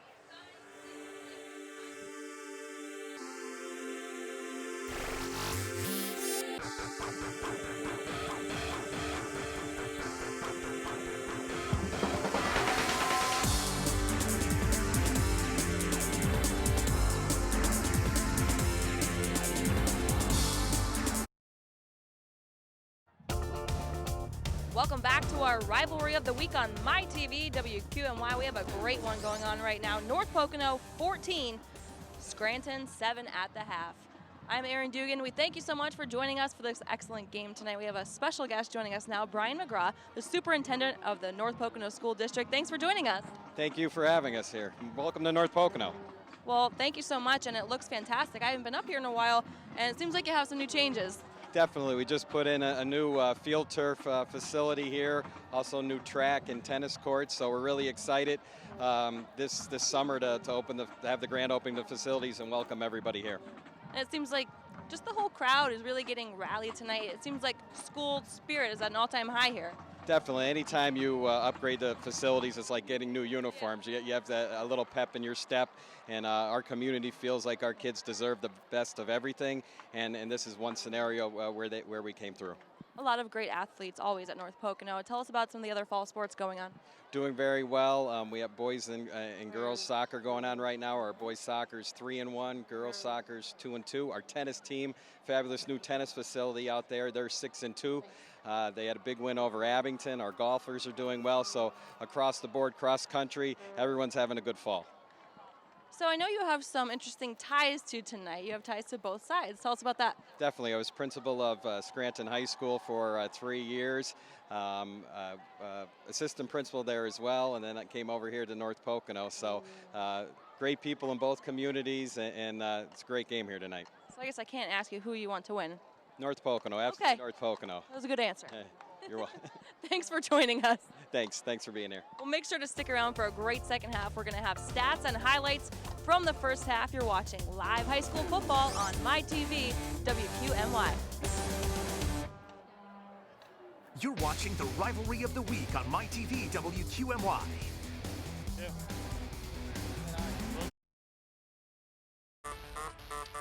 We are back at Trojan Stadium. The halftime score, North Pocono leads this one 14-7. Welcome back, everyone. Back into the booth. Bob Ide and Coach Nick Donato. And Coach, very entertaining first half. I should say, and your impressions. Well, North Pocono's doing what they have to do. They're not making mistakes. They've made a couple big plays themselves. They limited Scranton to the one big play, and Scranton's shooting themselves in the foot a little bit. Yeah, 2 turnovers and some key penalties. So Yep. let's take a look at some of those first quarter highlights. And it didn't take long, Coach. 47 seconds into the game, they run the jet sweep, and Reggie Dickey takes it 87 yards. Yeah, he broke a tackle. A couple kids got caught out of position, and you can't do that with Scranton. But the rest of the half, they did a good job with. That's a big play right there by Slagus. Defense then put the brakes on for North Pocono. They played very well, and the Trojans slowly got the offense going. Bend but don't break on defense, and they've made some plays on offense. Blaine, rolling out, moving the pocket, and play action passes, and he's done a great job. And some key penalties in that second quarter have cost Scranton. They did put up some big numbers in the first half, 267 yards, but they couldn't score another touchdown, and that's credit to the Trojan defense. Trojan defense, and like I said, bend but don't break. And in high school football, if you do that, it's tough for an offense to keep executing 10, 15 plays. Okay, here's the big play coming up for North Pocono. It was a long pass. Third down play. They're too deep, and Craig just got behind the safety. That tied the score at 7, and then the other big play right here. Yep. Was it a catch? Wasn't it a catch? Referees say yes. Craig picks it up. Eagles 47 yards. Played it a play until the whistle, and that's what Craig did. Yeah, absolutely. So both teams back on the field. That's where we stand. North Pocono will get the ball to receive the second half kick. So it's time now to take a look at some standings now in the Lackawanna Football Conference. We'll get Nick Donato's impressions. Delaware Valley loses their opener to Downingtown West, and a good team, but they're 2-1 right there, and Abington Walpole Pack as well. Yeah, Delaware Valley is going to be a tough team to handle up here. Keith has a lot of kids coming back from last year's team. They do a great job with them, and of course Abington is Abington. They hang in there, and they make plays when they have to, and I think Paupak's probably in a little bit of a rebuilding year. So here's Division 2. We'll find North Pocono in this. They're leading that. Prep plays tomorrow against Dallas. Yeah, Scranton Prep, Terry and the group doing a great job down there, and they're a very good team. I think they'll be all right tomorrow if they play like they're capable. Richie Manella told me that they're a year or so away, but next week, the following week, they go to Wyoming area. North Pocono Prep at the end of the year should be a heck of a game. Last game of the season, that should be a good one as well. And I don't know if we have Division 3. We do, and that's a huge division. Dunmore out in front of Riverside tonight. Lakeland's right there. Some other powerhouses, Old Forges, and Lackawanna Trail playing really well. Yeah, you look at those first 4. They've been powers over the last few years, and Dunmore gets this one tonight. They should be in pretty good shape for a while. So we're awaiting North Pocono to come back on the field. They run the 3-minute warm-up time off the clock. So we'll take a quick timeout. When we come back, second half play here on MyTV.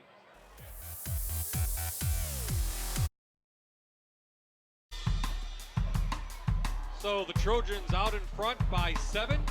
They head back onto the field and trying to go to 4-0 on the season. North Pocono's run 24 plays for 207 yards, 7 first downs. Blaine through the air has 161 yards passing. For Scranton, Dickey has 80 yards rushing, Watts 85 yards passing, Groves 70 yards through the air. Scranton has run 36 plays for 267 yards. They have 10 first downs, but they have 2 turnovers, the interception and the fumble. Aaron Dugan had a chance to talk to Mike Marichek as he walked onto the field. And Aaron, what did he have to say? Yeah, Bob, I caught up with him walking out of halftime. He said, hey, it was a tough first half, but overall he is really happy with the way the guys played. But he said the key is obviously to limit the mistakes and no more penalties. He wasn't happy with that, but he also said the guys are excited and they're really fired up to come out and play the second half. Thank you, Aaron. And Coach, when we talked during the week, we talked about converting third down plays. We've seen some of that, but really it's come down to a couple fourth down plays too. Yeah, and what surprises me more than anything else is that Scranton has run 36 plays from scrimmage to North Pocono's, I think, 24 there, and we have this score. If you told me that, I would have thought that Scranton would be in the lead. Yeah, and how big, the way it looked like quickly into this game. looked like it could have been a Yep. rout, you know, because Yeah. they also had an opportunity on their Yeah. second possession to go down and score, but Yeah. a penalty cost them Penalties, points. as you said, turnovers, and you know, like I said, give North Pocono credit. You know, besides that jet sweep in the beginning there, they've kept Scranton from the big play. Last 10 years, Scranton has dominated this series. North Pocono hasn't won this game since 2009. That's the year they went 9-2 and went into district play. They beat the Knights 49-8. But over the last couple of years, it's been getting a little closer. 13-12 last year. You know, the year before in 2014, they lost 48-6, and then 19-0 in 2013. But you know, the gap is closing now between some of the bigger schools, Scranton 6A, and a North Pocono school, which is 4A. So Dargy kicks this one off. Trojans will get the ball in good field position. Oh boy. Musgrave has it. He's got speed and power and inside Knights territory at the 48. Scranton coaches told me before the game they have had 5 kickoff returns for touchdowns against them this year. So maybe the short kick, high kick was by design, but that's not good the way it ended up here. North Pocono has great field position to start. Yeah, they're lucky Musgrave didn't break it. I mean, you get it, most up guys, you know, you think they're power guys, but Musgrave has power and speed. Yeah, We've he seen can that. go. He can break it, right? As I said, he's a track man. Okay, so here come the Trojans. It looks like they're unbalanced again. Every time they've done that now, this time they've gone to the... Craig, a big push, picks up about 6 on the first play. That was the switch from the first half. That time they ran towards the strength. Jason Metzger, the right tackle for North Pocono, is injured on the sidelines. Here we Nice look at cut that by Craig. play again. Yeah. They're moving the Pocono, in that play in particular, they moved them off the ball. So Metzger is sideline. He has crutches and doing a nice job up there is Chase Hinton and Hunter Locke in there as well. That's a Pitch good to cut by Craig. Craig. Wow, that was a nice run. Up to the 30. And again, a gain they're of unbalanced. Gain of 14. Yep, you know, it looks to me like they're unbalanced. My angle isn't the best, but I think they are unbalanced again. You know, and now both times they ran towards the strength. Nice cut back by Matt Craig, the 5'10 senior. North Pocono on the move here.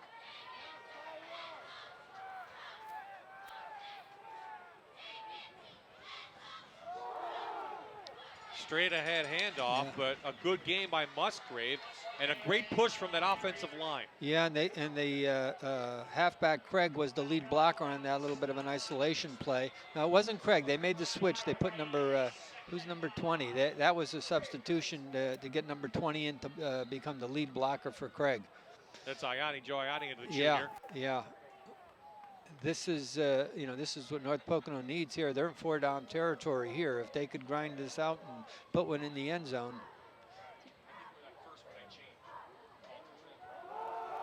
Oh. Craig stood up, breaks a tackle.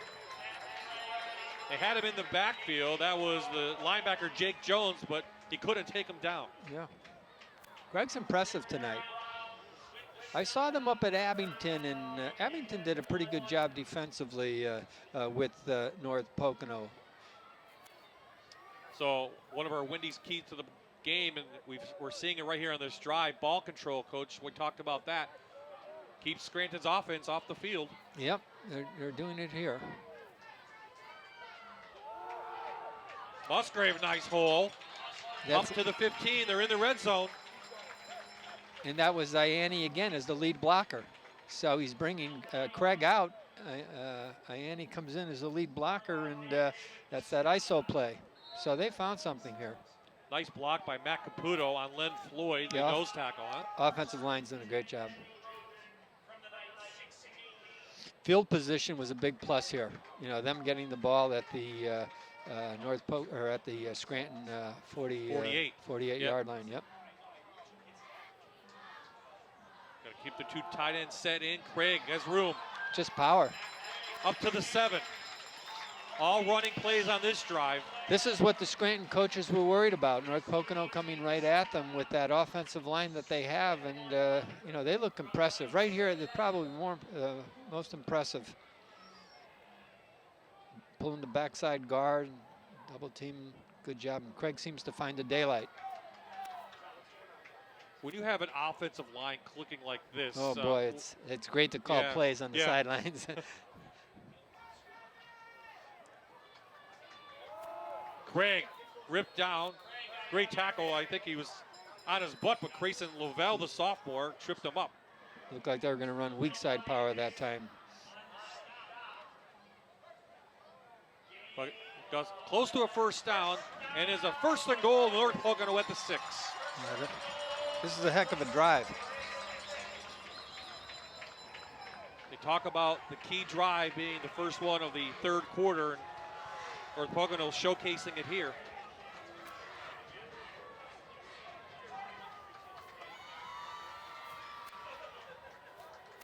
Nothing fancy. Straight T. Musgrave ahead off that left side. They're going to give him close to the end zone, and I think it's going to be at the 1. This is impressive. This is real impressive here. Play number 9 of the drive to open the third. They started at their own 40 at the Scranton 48. Looking to go up 2 scores. Been hammering on that left side.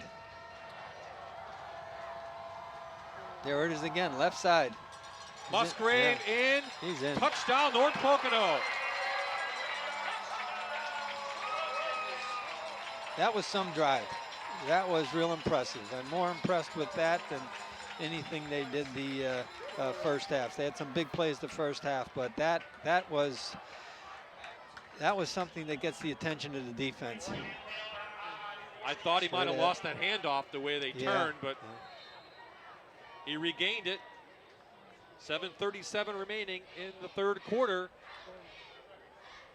Yeah, that's important too. It took a lot of time off the clock.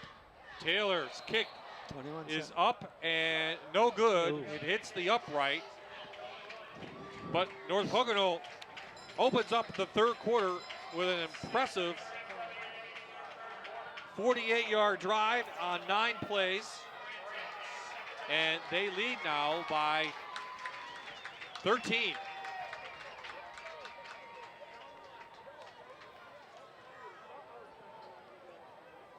Coach Greg Dolan probably challenged his team at halftime. Yeah, I mean, you know, you come in with the lead and you know, do what they did right there. I don't think they threw a pass, did they? Nope, all runs. Yeah, and that takes a toll on the defense. I mean, somebody scores on one quick play or so, but when they do what they did to you there, boy, you're kind of on your heels a little bit. So Scranton's going to have to respond, but you know, Scranton just has to do what they do. You know, they certainly have the guns. They're capable. They just can't panic. There's a lot of time to do what they do.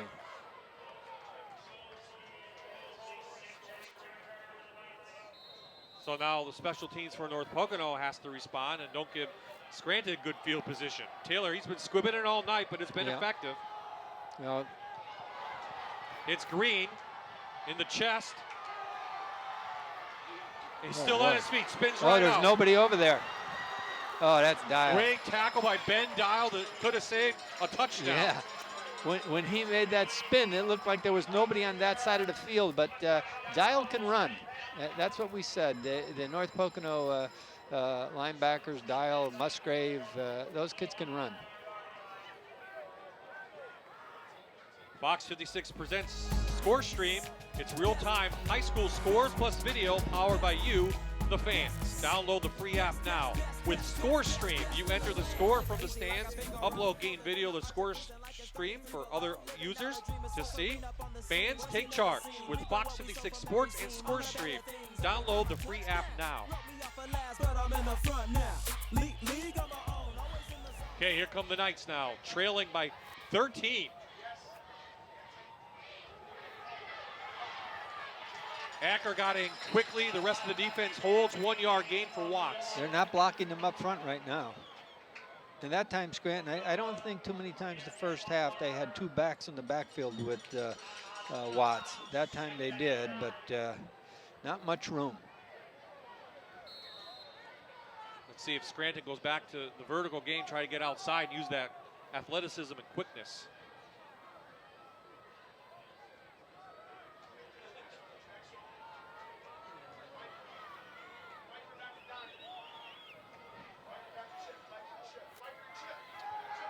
Watts surveying down the field, trying to hit the tight end and almost intercepted by Napolitano. It was intended for Santorsa, the tight end. A lot of red shirts around on that one. Yep.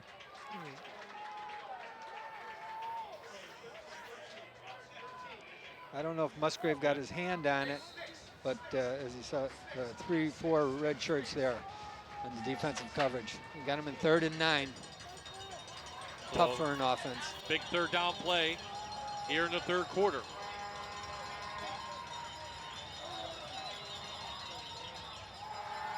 Four-man rush. Intercepted. Matt Craig again. Touchdown North Pocono. 45 yards. That was just a great play. He saw it coming. He just jumped that and off to the races. I mean, it just seems like this quarter, North Pocono's come out with so much life. Craig's 3rd touchdown of the night. I'm really impressed with Craig, both sides of the ball.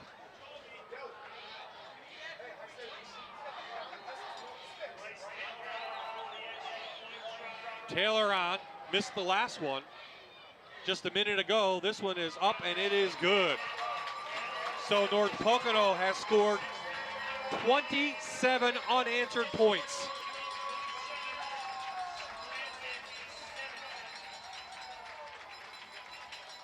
He just saw it all the way. You know, he just sat right on it. He knew it was coming. And as soon as the receiver planted his foot and broke to the outside in the comeback, Craig knew just what he was going to do. He was going to come up on the inside, pick it off, and 6 points North Pocono. Wow, what a turn of events, but we have a couple minutes, so let's head down to Aaron now.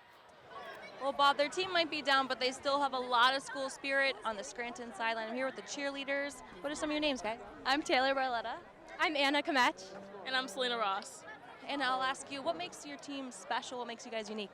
Well, we're very unified. We love coming together. We have team bondings that we always come to every Thursday, and we actually have an upcoming game next Friday against our rivalry school, West. Very cool. And you're going to help me with the giveaway as well. We had tons of people tweet to win the gas card. They are all in here, and it's up to you. Dig in there, pick one. You're going to read it on air for us. Okay. Who is it? The winner is Brian O'Donnell. Congratulations. Congrats, Brian. Thank you so much for tweeting, and thank you to Falcon Oil. Congratulations, Brian, and thank you to the Scranton Knights cheerleaders for helping us out. And boy, Coach Dolan talked about 3 aspects of the game, and his special teams are playing well right now. Great job covering these kicks, and you know, Scranton's not getting much blocking up front on these kick returns. Something good has to happen for Scranton right now to get themselves back in this game. You know, 20-7, not bad, but now we're at 27, and something has to happen for them soon, because you know, you can tell by the body language right now it's starting to get to them. 3 turnovers tonight for the Knights. 2 have led to touchdowns for North Pocono. Both by Matt Craig. Fumble recovery and the interception. Here they go to Green.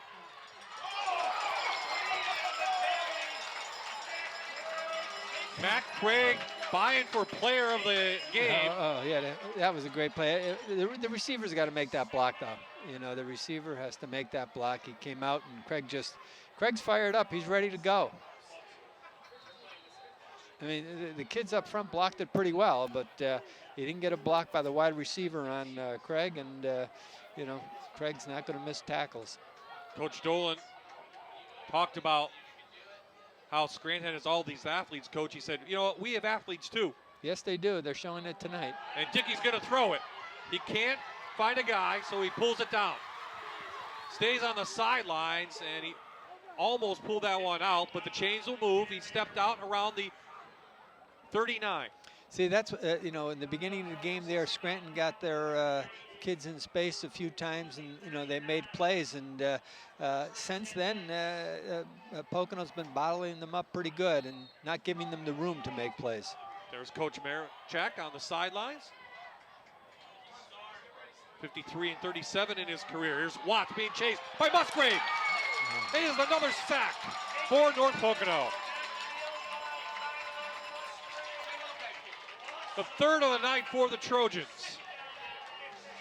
Again, North Pocono is showing us they have speed too. Great play by Musgrave. And they're in position. Dial's in position out here. You know, they're in position. It's one ways to neutralize a high-powered offense. Watts has room if he wants. He's going to throw it downfield. Almost intercepted by Kowalski. Number 23 dove for it. It came up a little short. It looked to me like the receiver was beyond the defender, and instead of putting some air under it and getting out to, I think it was Dickey, he threw it. So third and long coming now for Scranton.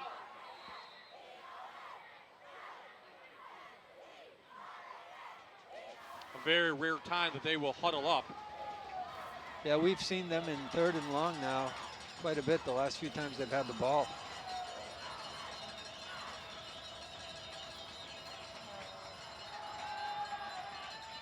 Watts gonna air it out again. Almost complete.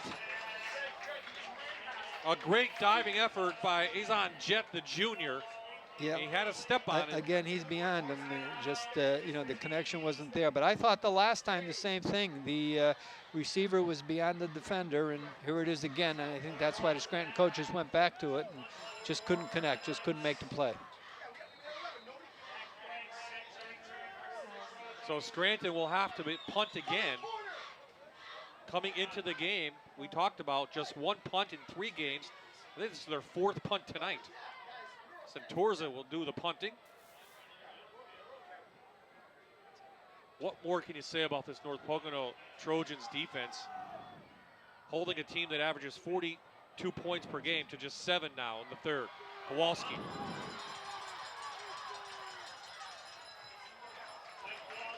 Up to the 43. Good job by Kowalski. That's important in high school football. So many times you'll see returners let the ball bounce. They put themselves in a hole. Just catching the ball is a plus, and then he gets about a 10-yard return or so out of it. Good job.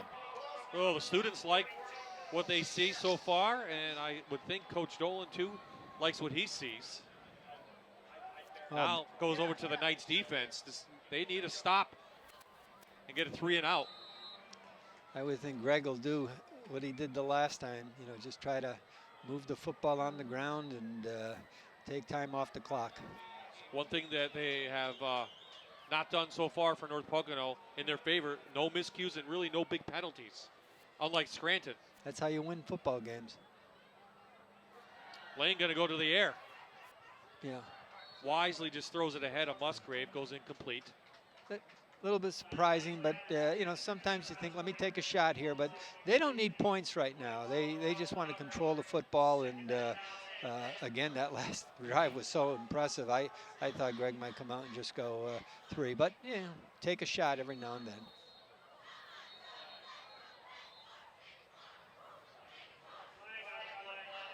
Flag comes in. Sideline warning against North Pocono.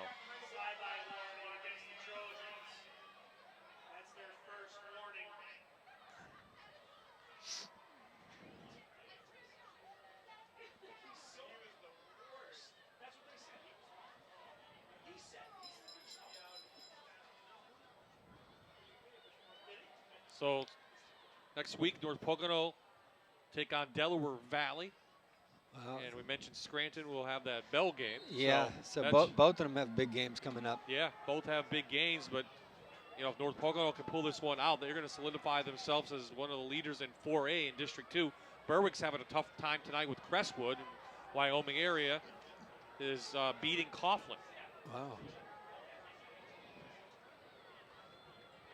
So back to power football. Yeah, there's that Redskin counter they were running earlier. Jake Jones on the stop for the Knights. Getting a double on the tackle over here and pulling their offside guard to block the defensive end and leading the backside tackle around on the linebacker. So they've been running that, and they've been running some play action off that. Now you know he's in a passing situation here. 3rd and 8. Wonder if he'll go back to that 3-by-1 formation and run the verticals. He's in the formation that he ran. This is the formation they caught. They're just going to run it right ahead. Oh, great play play by Jones, shooting in from his linebacker spot. 4th down on the way for North Pocono. Great job by the Scranton defense. Yeah, Jones has done a nice job tonight. Made some big plays in the backfield for Scranton, and it looks like he hits you and you stop. So he looks like a good football player. That's Jack Miles. Now he's sending his middle linebacker in, right? Yeah, Jack always liked to bring some pressure. Perobi's 2nd punt of the game. All kinds of movement. Yeah, I think Scranton's offside. Scranton trying to get it maybe a little too quick to block that one.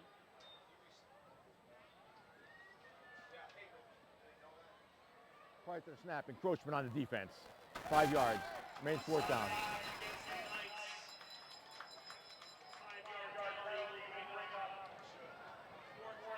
Raekwon Groves back to receive at his 20-yard line for Scranton.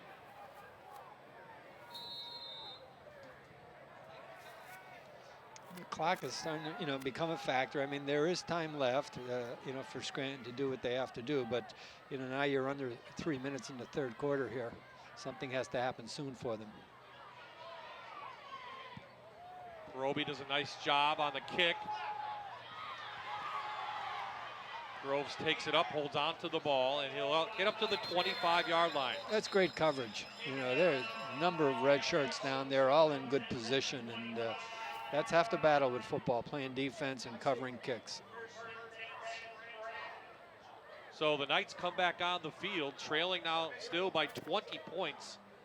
And really their offense has been negated the last 2 possessions, Coach. I mean, they really have done nothing. Really haven't. In the first half, penalties hurt them, but the second half, they just they don't seem to have that fire that they had the first half. But all it takes is one play, something go right for you, and kids will bounce back. North Pocono's not giving them anything easy, that's for sure. See if they go back to that jet sweep. It was very successful in that first half. We haven't seen him much. Watts down the field again, trying to go to Dickey, and it's almost intercepted.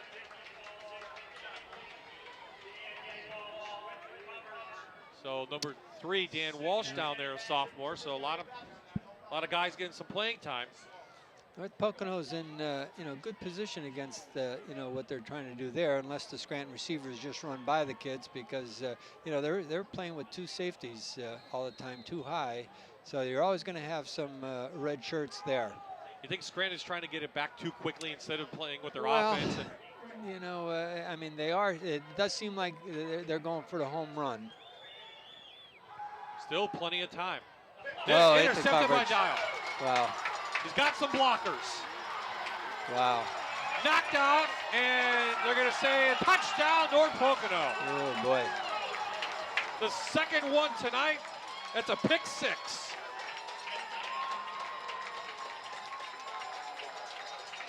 North Pocono has played great defense. You could, tell they're well coached. They've dropped into positions. Dial's in a perfect spot there and makes the play, and he's off. It's just, this game has just gotten away from Scranton.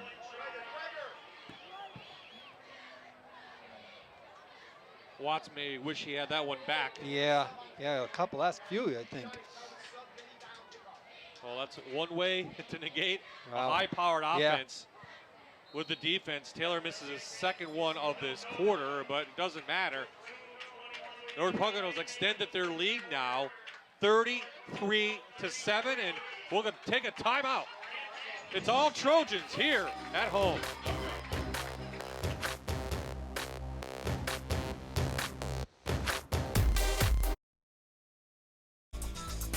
I don't think I've ever met a happier coach with his team and his players. His team up now 33-7 over the Scranton Knights. And I don't know if North Pocono can play much better on defense than they have. They've played great, especially this third quarter. They did a good job the first half, as we said, not giving up too much. But, Scranton, I thought, hurt themselves a little bit the first half. But this third quarter, it's just been all North Pocono. 5 turnovers in the game. Yeah. 3 of those for touchdowns. Yep. And, they're in great position. That's what leads to the turnovers, the throws, maybe you could say the quarterback, shouldn't have made them, but the kids made great plays. Craig jumped that one, and that last one, Dial was in good position. He had a great drop from his linebacker position and did what he had to do. So this is it's a real surprise. Yeah, don't leave your set, though, because Valley West was beating Scranton at one point, and they came storming back. So the Knights with this offense, they get things clicking. They can put points up fast. Yeah. I think they're going to have to try to find a different way to do it. Instead of just, the verticals. And again, it's easy up here in the press box and everything. And I know the coaches are, trying, but they're going to have to try to do something underneath. And maybe that's what he tried on the last one. It's just, again, I'm really impressed with North Pocono's defense. So a couple of new linemen in there, giving fresh legs for the Trojans up front. And now let's see. Scranton under center. Yeah, and under eye. Yeah. Under the eye. The fullback in the game.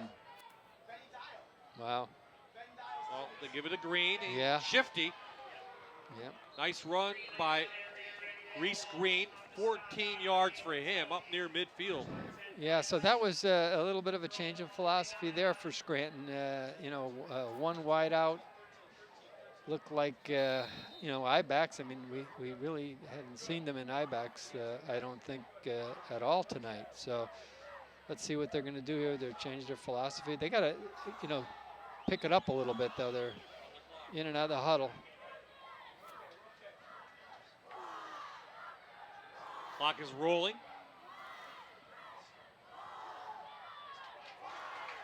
Yeah.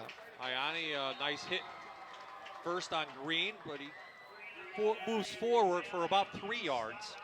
North Pocono, just keep doing what they're doing. Don't give them the big play. If they want to go 3 yards at a time, okay. You're up 33-7, so Pocono's in good shape. Pocono did a very good job tackling tonight. Yes, they did. Which is surprising because that first play of the game, the third play of the game, they missed that one. They missed a couple tackles. Watts. Here comes Watts. Nowhere to go, and he's going to wisely throw it out of bounds. The Trojans' defense, I think Watts is a little bit shaken up and kind of surprised. Yeah, Watts took a couple good hits that first half. One right in front of us here, I think it was Musgrave. I think Greg is asking for grounding, maybe. No receiver around. We don't have the rule that the pros have.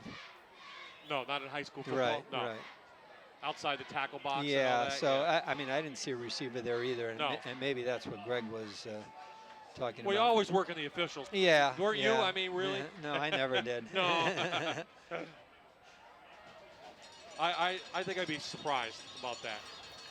Let's see here. They're down. A little pressure. I mean, they have them well covered. Yeah, I don't think Watts Yeah. has completed a pass. I'm going to have to go back and check my notes in a while, though. Yeah.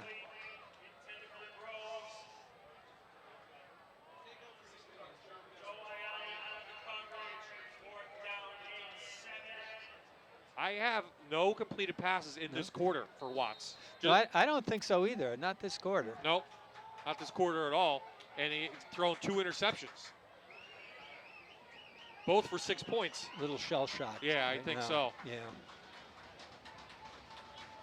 Well, North Pocono is making a statement here tonight against a 6A team.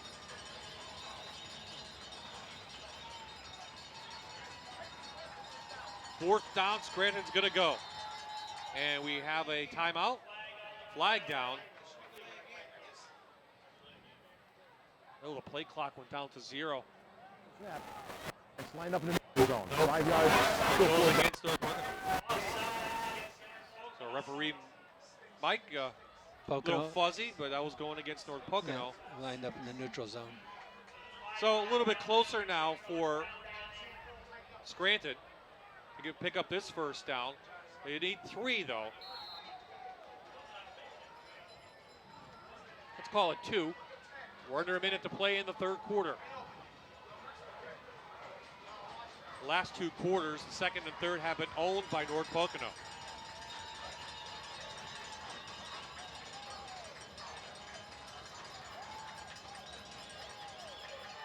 Watts on the keeper. And the big quarterback pulls it down to the Trojan 35, and they move the chains.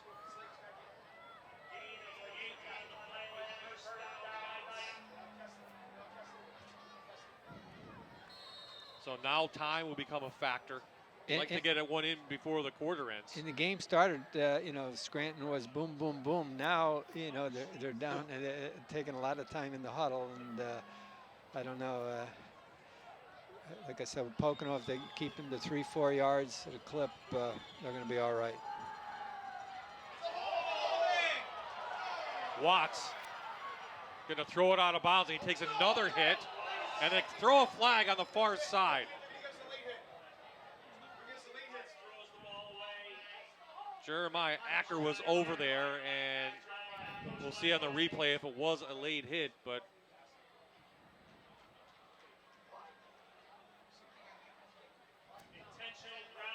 oh, they're calling it against. Yeah. No, it's going against Scranton. We thought that happened before over here, and it wasn't called. But nope, there you saw. Yeah, that was intentional grounding. You saw the hit was definitely inbounds. So yep. Acker did a nice job there, but the referee making the call.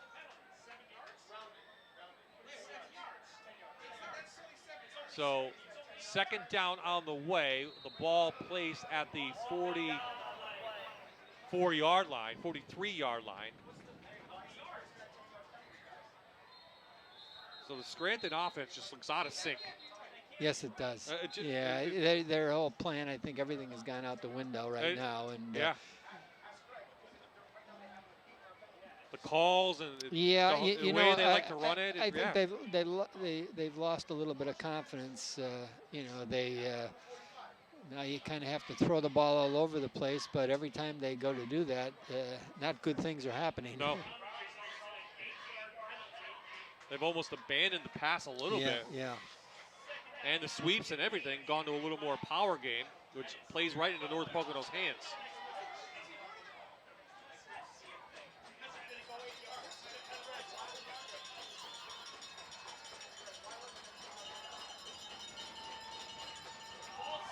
Well, a lot of people moving. I don't see a flag down. No? Green stopped. Great play by Dial. No gain, maybe a loss of a yard.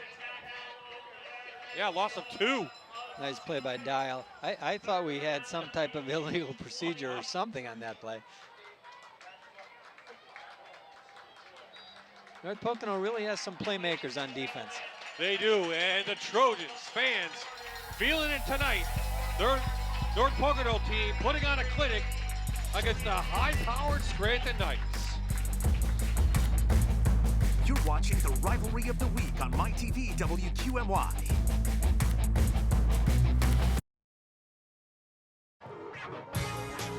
Hey, you want to keep the wife happy? Yeah. Why not? Your team's up 33-7, and was that Mrs. Dolan in there? Yeah, this could be a great win. That's Kimmy.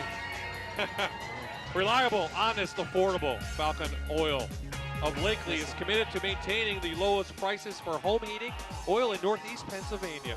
For the best price guarantee, call 570-383-3257. Check out the latest promotions at falconoilpa.com. Yeah, that was Missy Dolan, her sister's Kimmy. Missy enjoying herself tonight. This is a great game for North Pocono. So on the reverse, Reggie Dickey has speed. He has the only touchdown of the night, and he picks up nice yardage. Yep. On third down, will be 4th and short on the way inside Trojan territory. Bob Ide, Coach Nick Donato, who coached at North Pocono and Scranton Prep, and Aaron Dugan. We're enjoying what we thought might be a closer game, but it's been entertaining. So Scranton up quickly.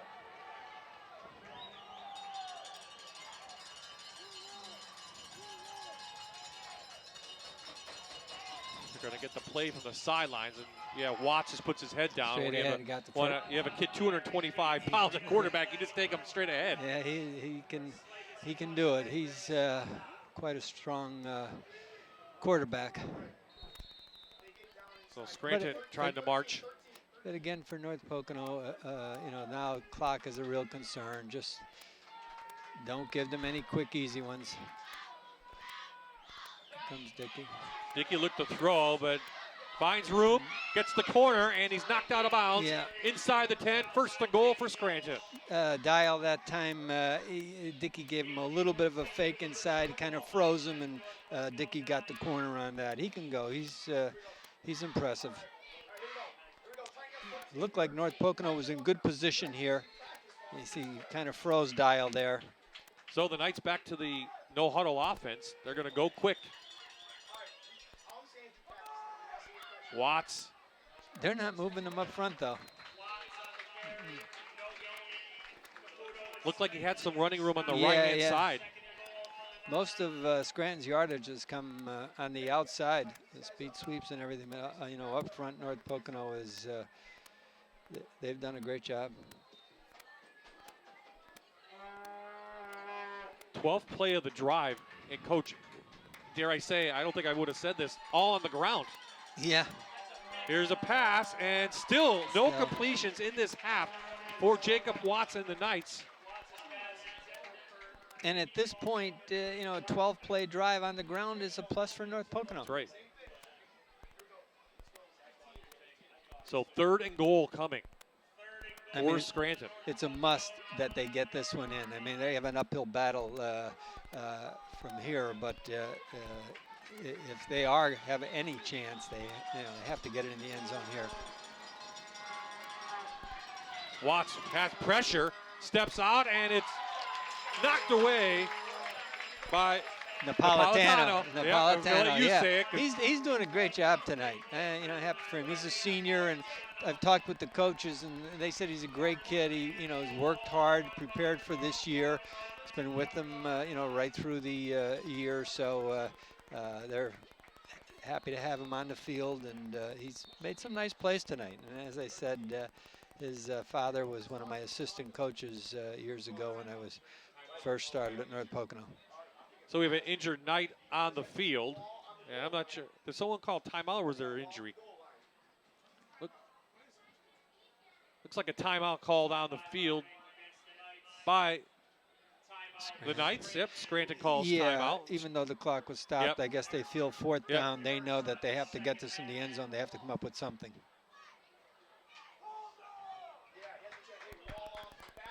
So let's go down to Aaron now. We have a little sports show action coming up tonight on Fox 56. What do we have, Aaron? Bob, we have a great show tonight. Not a lot of field goals out here tonight, but you know who can kick a great field goal is Colin McCreary from Abington Heights. There's a feature on him tonight, and he's headed to Monmouth to play baseball, actually, all-around athlete. A great story from you, Bob. And then we'll talk with the Crestwood boys soccer team. Last year, they won their first district title in 22 years. This year, they want to do it again. We also have a get-to-know segment where we get to know athletes off the field. Tonight we have Major Jordan, a linebacker from North Schuylkill, and he has a fantastic personality. He's very funny. He's actually headed to Lafayette to play. We'll also have the West Scranton cheerleaders. They are so much fun. They're adorable. You have to check them out. And we have the Montoursville Band. And finally, athletic training is a career that's really taking off, so we head to Lock Haven University to talk with some of the staff there about what the profession entails and what it takes to get there. So it's jam-packed, Bob. I don't know how we got it into a half an hour. I don't know. That's Fox 56 tonight at 11, and then you can see it right here on my TV. I believe it's tomorrow morning and all weekend long. So a jam-packed sports show. But on the field, we have 4th and goal. They're at the 9 for Scranton. They trail by 26. And Coach Jacob Watts this half, I have him 0 for 10 with 2 interceptions, both for pick sixes. Yeah, I think, his confidence is shaking a little bit. Pocono's in position. They are in position. So here we go. Knights need a score. Lots of pressure. He pulls it down. He will not get there. Knocked out of bounds, and the Trojans hold. That's what I said all night. I mean, I'm looking in the end zone here. I don't see any white shirts open, and they're in position to make tackles and contain Watts. So they're in good shape right now. Just a couple first downs here would be big. 14-play drive, coach. 60 yards, came up just 1 yard short. Call it a 59-yard drive. North Pocono takes over now. 10:07 remaining in the game, and they go on a long drive themselves, and this one will be over. Wow. This is a great feeling when you're coaching on the sidelines. Greg right now feels that, hey, let's get a couple first downs, do what we have to do, and he's looking at a huge victory, big victory, yeah. That started with the pressure up front, didn't it? Yes, it did. But look at all the red shirts over there. They're all charged up. They're running to the football, and they're excited. So a flag comes in. This may go against Scranton. Up front, it's gonna look, I think, a little commotion. Mike Sierra gonna make the call. They moved Scranton, Yep. Pocono back. A 1 yard. Yeah. Half the distance to the 1 yard line. Dare I say, do you think about taking a safety or just kind of power with them, just power football? Not at this point. No. Yeah. I mean, you're up 33-7, and that would only be in a situation like under a minute or so. Yeah, or, doesn't matter, right? Yeah, it would, maybe more than one score game. Right now, I mean, last time they were down in a situation, he ran quarterback sneak, and he got about 4 or 5 yards. That's right. Remember.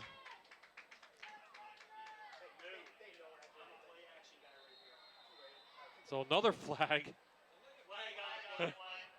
The play clock's at 0, so look, a couple mind games going on. Back it up, just measurable, just outside the line. Yeah.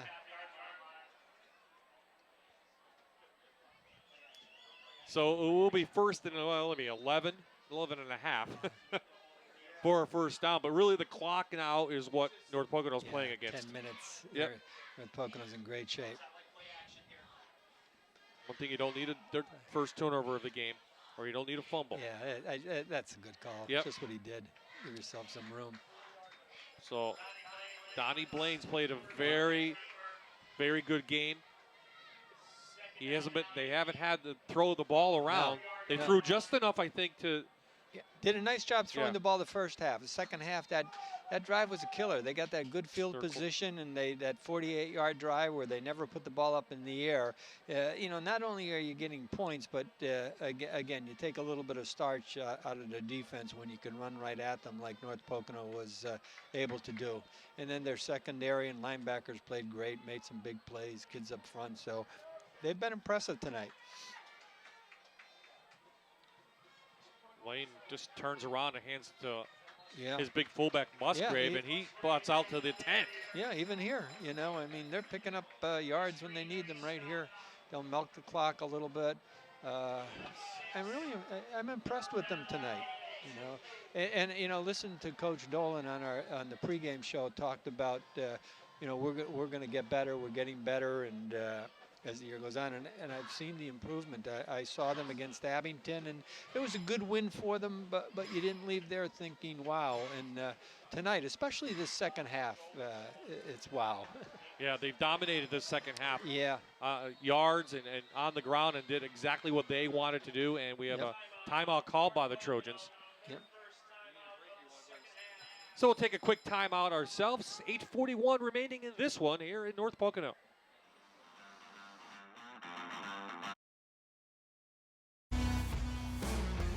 State Farm agent Jeff Ryan is a proud supporter of local high school football. Call today for a quote on your auto, life, home, or renter's insurance. You can reach Jeff online at jeffryaninsurance.com. Check out his Facebook page or just stop in at his office at Bill's ShopRite Plaza in Moscow. Now is a great time for an insurance and financial review. Good luck to both the Trojans and the Knights. So after the timeout on the third down call, It was a nice handoff, Coach, and they pick up a first down after a couple penalties, and that's exactly what the doctor ordered. Nothing fancy right Nope. now, you know, just right at them. And again, the body language just shows you, North Pocono is really excited, ready to go, and Scranton is, they're wondering what happened. It just got away from them so fast in that third quarter. Well, give credit to the Trojans. They came out that third quarter. You mentioned that 48-yard drive. All running plays. Real impressive. Yeah. Musgrave stood up behind the line of scrimmage. Yeah, Len Floyd in there. It's that quick trap again, and Scranton's been able to shut that down.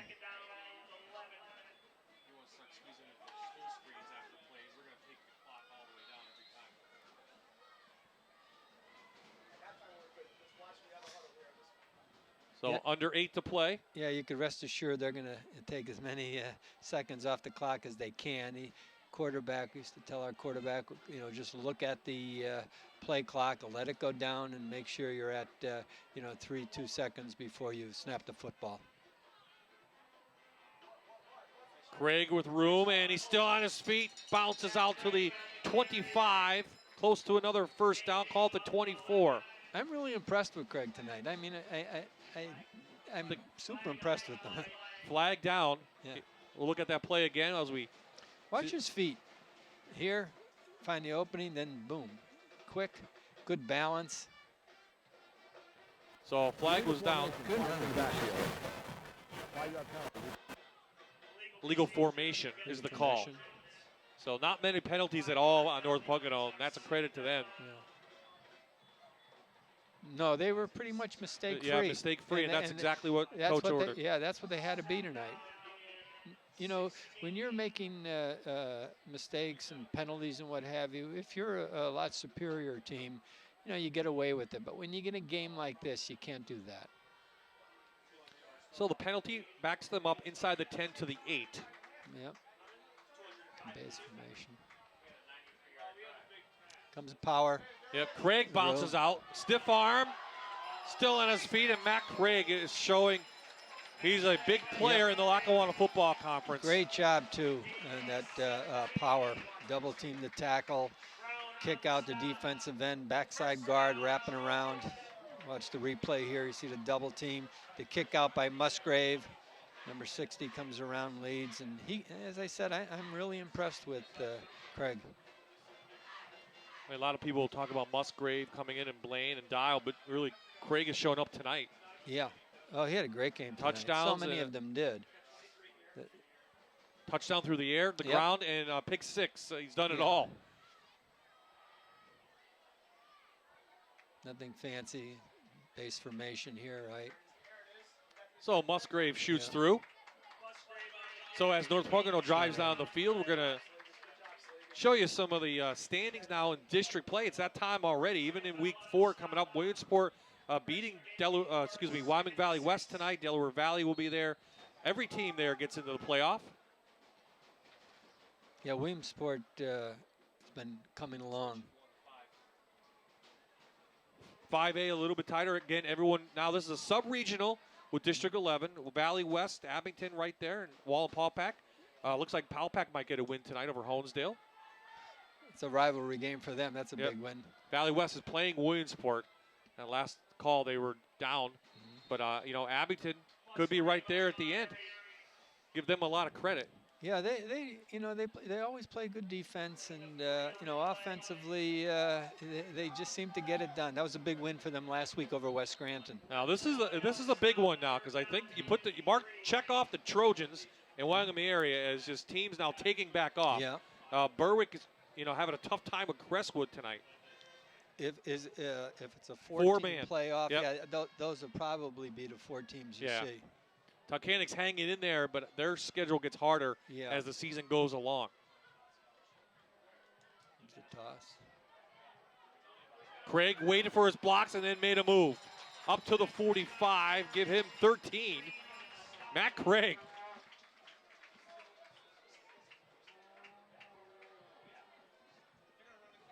Toss sweep. Nice. It's a staple of the I offense, and We did it for years at Prep and up here at North Pocono. Love to run that play. Give Musgrave a little bit of a break now. Here comes Craig out. Actually, Coach, in the 4A, 8 teams get in. 8 teams? Yeah. Wow. They go an extra week. Wow. They go an extra week, yep. So, you know, Tunkhannock could be right there, and a couple teams might have, you know, a sub 500 records. And they're going to be in it. And they're going to be in. Now, 3A, we're going to show now. They take 4. And Prep is, you would think, is going to be right up there. Hanover, a bit of a surprise. Nanticoke, surprise. Western Wayne playing. Yep. You know, those bottom 3, a little bit shocking. Yeah, Prep looks strong in that division. You know, and again, you can never tell. They're high school kids, and, you know, funny things happen. But, you know, I think Prep, our years of Prep, we were the smallest. When there were the 4 divisions, we were the smallest AAA team in our district, and now they're the largest AAA team of the 6 divisions. So on the field, there was a flag down. It went against North Pocono. The ball is backed up to the 39-yard line. 4:20 and counting in this game, and this one is pretty much over. And North Pocono will move to 4-0 on the season. Starting to, you know, made some changes here. I think is Ayani in at fullback. Yeah, Ayani is in at fullback, and 21's the tailback. Yep. 21's the tailback. Yeah, it looks like Scott, Michael Scott. Okay, having a hard time with the exchange. He's had a hard time, you know, getting the exchange.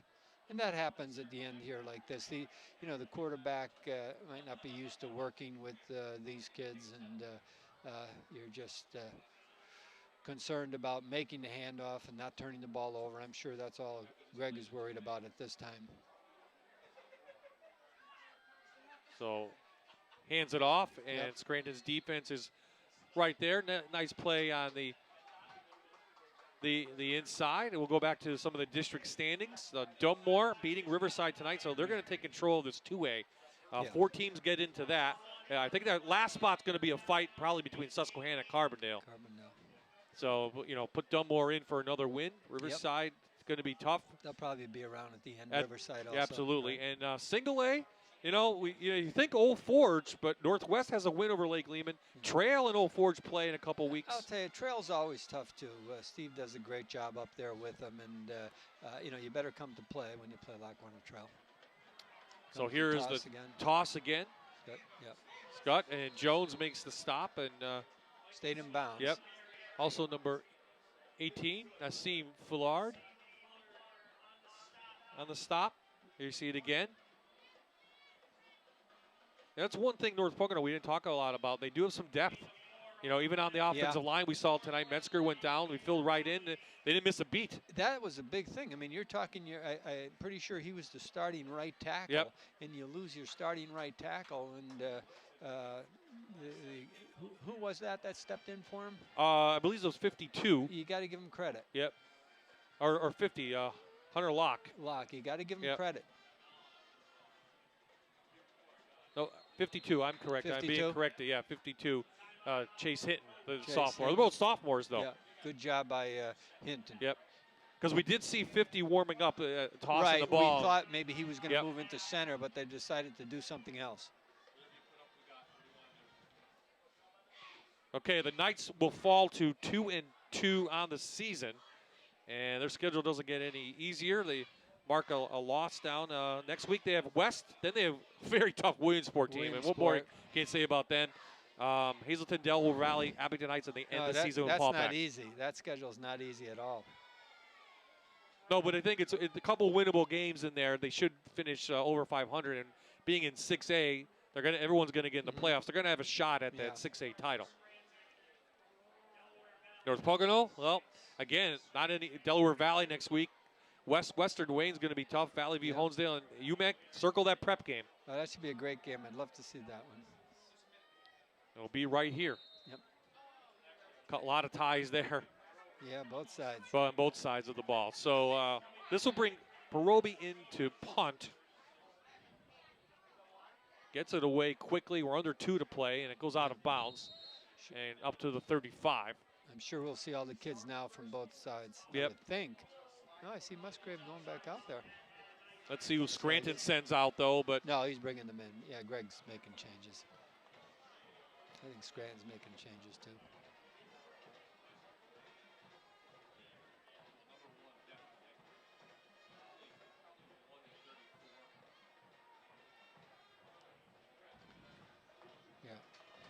So massive changes on both sides of the ball. Big round of applause from the Trojans faithful here with effort. And Coach, I don't think we would have predicted 33-7. North Pocono came in giving up only 8.6 points per game, and Scranton averages 42. If I told you Scranton scores 7 tonight, you would have thought I was nuts. No, I never expected this.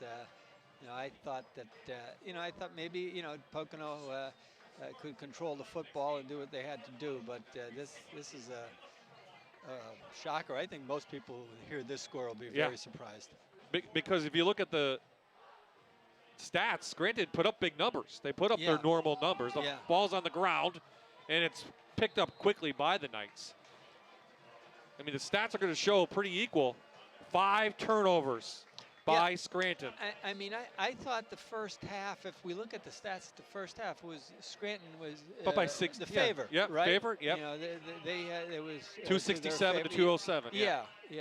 But as I said, North Pocono did just what they had to do, and I'm really impressed with them tonight. Well, next week will be the midway part of the regular season in the new 6A class. And Coach, I didn't ask you as we went through those. We're going to take a look at next week's game first. Prep at Wyoming area. Break down a little bit. I know you've seen Prep. Wyoming area though. Angeli's in there, and they're playing well. Well, we always played Wyoming area through the years, and they're tough. I mean, Coach Spencer does a nice job down there, and the win over Berwick was shocking. I thought Berwick was going to be, the team to beat in their division. But Wyoming area is impressive. Now they beat another team tonight, a good Coughlin team. Yep. So that's going to be a great game. I'm going to make sure I see that game. Nice run here by 21. It is by James Vieira. Yep. Vieira was a nice sophomore tailback. He runs it up past the 40. Yeah. Well, I was going to ask you, your impressions on the new 6A as the clock winds down, but I'm kind of a traditionalist in a sense. I kind of like the 4 divisions. It was very competitive. You really felt like you won something when you won the district or whatever, and I'd much rather that. But things work out. You'll have more champions, more kids will be able to grab a trophy, and I guess that's what it's all about anymore. And that does it. So North Pocono, a very impressive win over the Scranton Knights, 33-7 the final score. When we come back, we'll talk to the victors, and we'll find out what's next for North Pocono as they move to 4-0 on the season. You're watching the Rivalry of the Week on MyTV WQMY.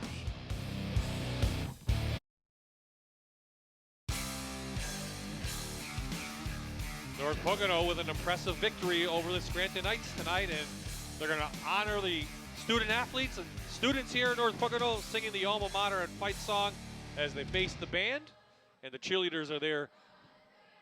Coach, so Nick Donato and Bob Ide back in the booth, Coach, and boy, a huge win. I don't know what more we could say about North Pocono tonight. No, they did everything they had to do tonight. Just a great performance. They stayed away from mistakes, penalties, and made the big plays on defense. Made a couple big plays on offense too, but I think the drive in the third quarter really took the steam out of Scranton. Yeah, and the 5 miscues.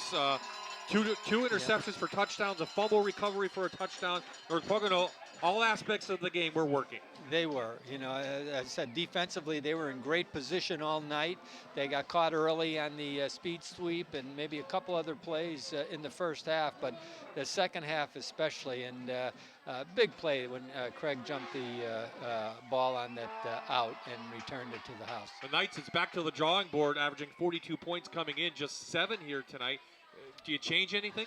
No, I mean, I wouldn't. You know, they had the success they've had. I mean, I didn't see them all 3 games, but I talked with the coaches. They felt very confident. So it just got away from them tonight. So go back and do what you're doing. And, you know, now it's just a thing with confidence, getting your kids back up. But I think they're fortunate they have West Scranton coming up next. So, and Coach, what I mean by that, not that West Scranton's easy, but that's a game that they are going to get up for. It's a big rivalry game. Both teams, though. Exactly. You can throw out the records in that game anytime those 2 teams play at Scranton Memorial Stadium. Yep. Coach Dolan talking to his team.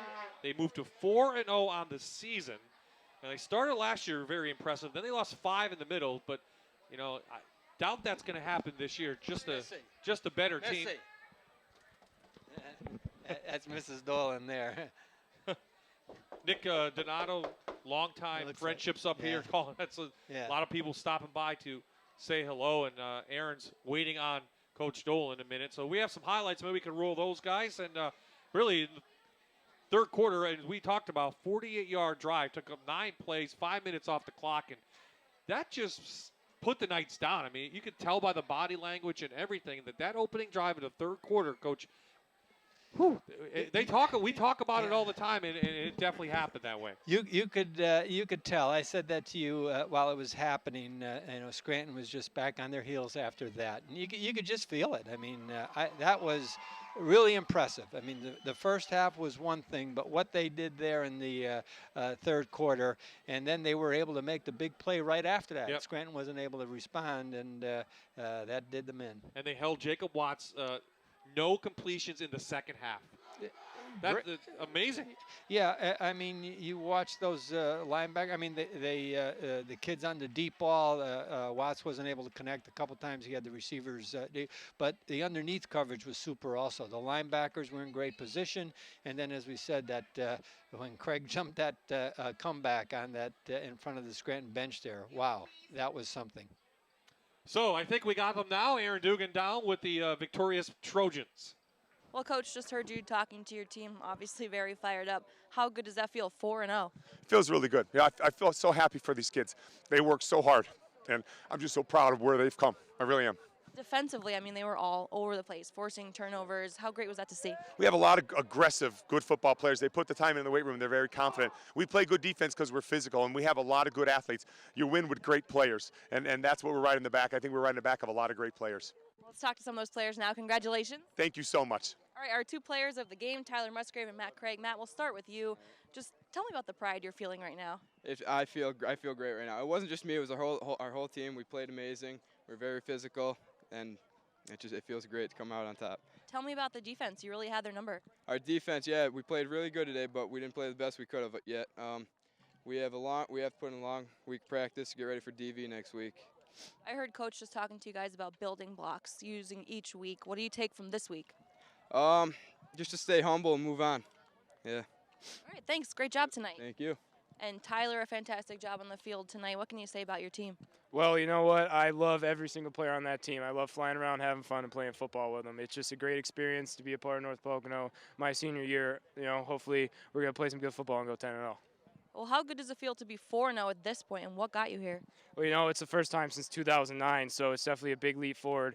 But like Coach Dolan said, you know, working hard in the off season, weight room, practicing all spring and all summer, it really builds up to a good team. Thank you so much. Yep, you're welcome. All right, guys, back to you. Well, nothing more you can say, Coach. Some happy players, happy coach, but you move on. Next week's a new game of week number 5 of high school football. Wow, and Delaware Valley ahead of you. So, you know, they have to enjoy this one, and they'll get right back to work probably Sunday and Monday, and hopefully have a good week for them, and it should be a heck of a game. So your first time in the booth, came from the field to the booth. What did you think? Oh, I enjoyed it. It was a great experience, and it got me to following the game very close, play after play. I mean, I go to the high school games now, but you know, you're talking to this one, talking to that one, but you know, really able to focus in and enjoyed it tonight. Yeah, hopefully we can have you back. We got a long season and some playoffs on the way, and thanks for joining us. And I know we'll see you at the Prep Wyoming area game. You'll be in the booth, be down but there, you'll be down there, right? Yep, I'll be down there, and you know, Prep. I really enjoyed my years there, and I'm glad to see Terry and the guys doing a great job. Okay, District 2, 4A. The Trojans are on the warpath. They're now the favorites with a big win tonight over the Scranton Knights. Thanks to North Pocono School District and the entire Fox 56 Sports crew. For Aaron Dugan, Nick Donato, this is Bob Hyde saying so long.